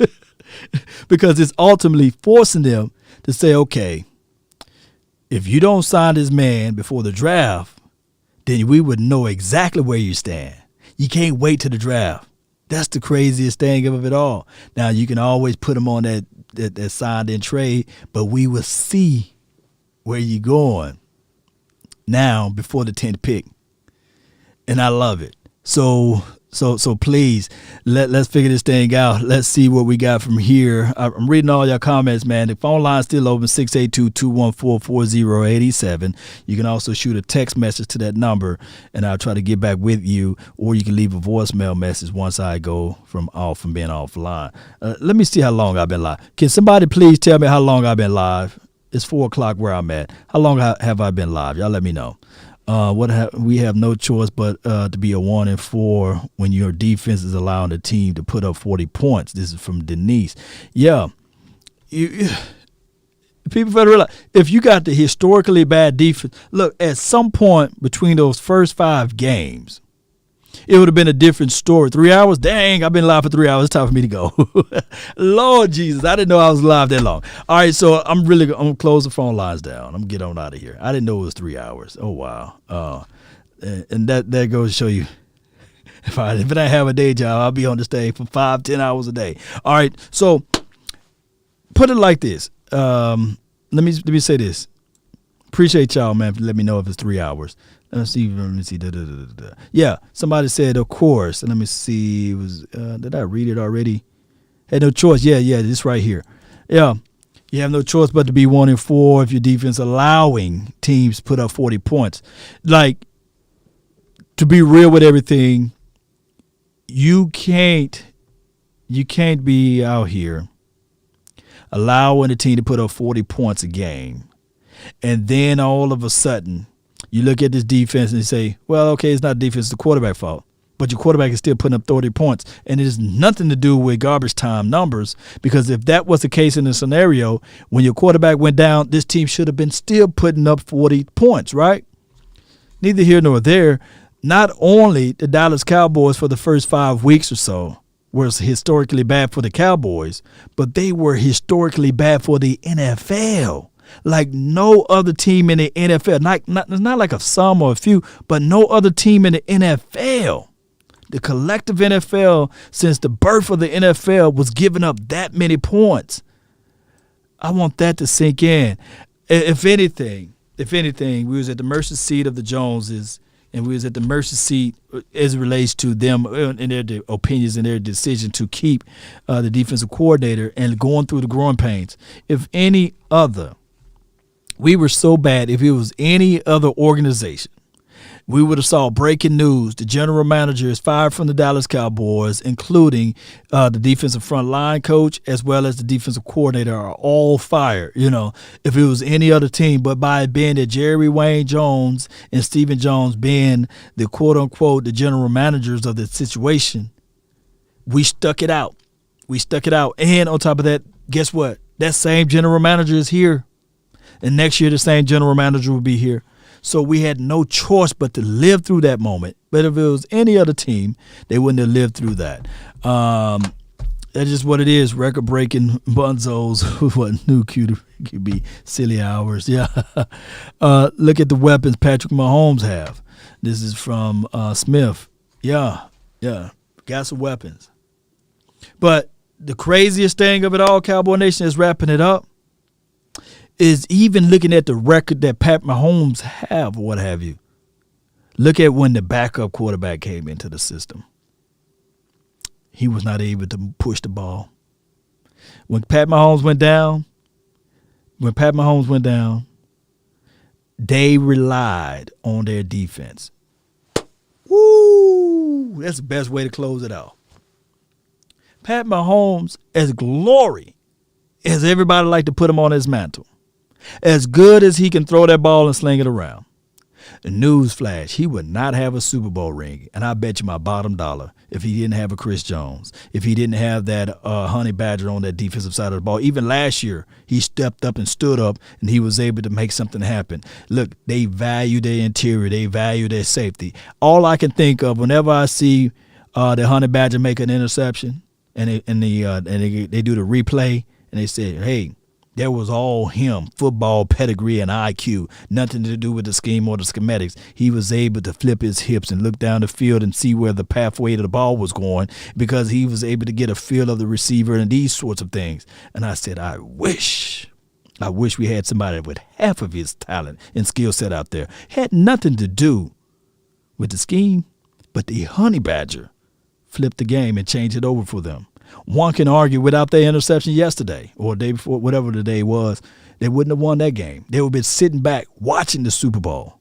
And then during the Super Bowl, so people fail to realize defense carry a long way. Pat Mahomes would be ringless right now if it wasn't for his defense. That's the craziest thing of it all. But people, as much as I yell it out and say it, they would never believe me. They would never. They would be sitting back saying, nah, Law, it was all Pat Mahomes. It was everything to do with only Pat Mahomes. And on the flip side, if the Cleveland Browns had a better quarterback, they would have won the game. And I'm not trying to. Baker Mayfield is good at what he do or what he was able to do out there. But on the flip side, they would have won that game. It was right for them to win it. All right, Cowboy Nation, that's all the time that I have for this moment. I really appreciate everybody. I got to see some fire emojis in the chat box for me to get out of here. It's the only way I can escape from this this reality here, right? I got to get the fire emojis in the chat box. I really appreciate everybody for tuning in. Come on. Yeah. Turn me up, baby. We endured. We survived.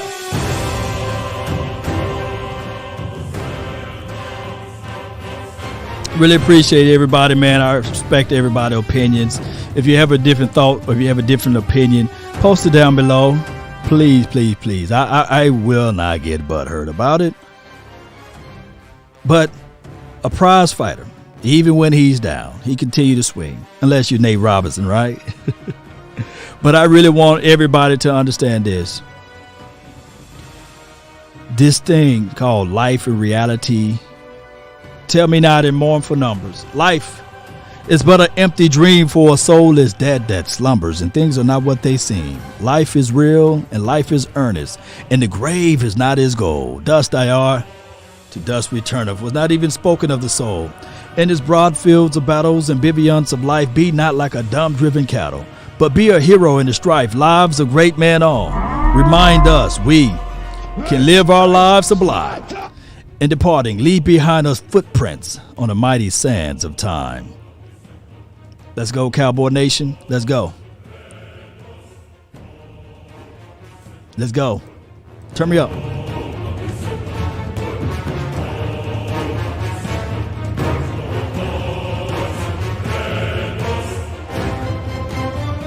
Yeah. Let's go. Really appreciate everybody for tuning in. Take a look at the top 100 list I'm going to post it again for everybody who just now tuned in. Here we go. Here we go. Yeah. Let's go. Here we go. Yeah. Yeah.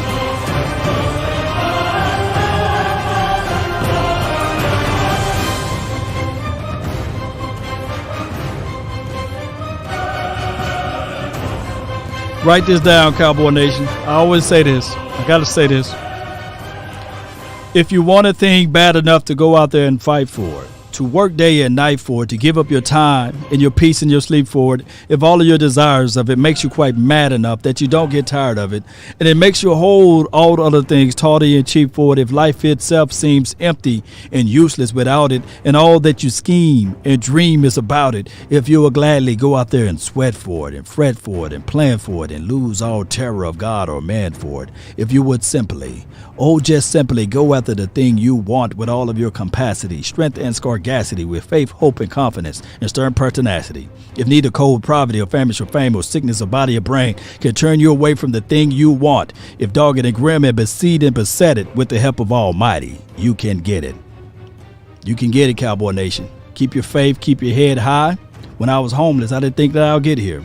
But man, I can look back and say, man, look what God did. Elevated me to this spot in this position right now. And I tell you guys, man, I would not change it for nothing in the world, because now I know that I can make it through anything. And you guys can too. Don't just apply that to Cowboys life, but apply that to Cowboys philosophy and everything that you do, but apply it to anything that you do out there, Cowboy Nation. Let's continue to grind. Let's continue to find a new way and new opportunities. And remember, you're listening to nothing but the best. Let's go, Cowboy Nation. Salute.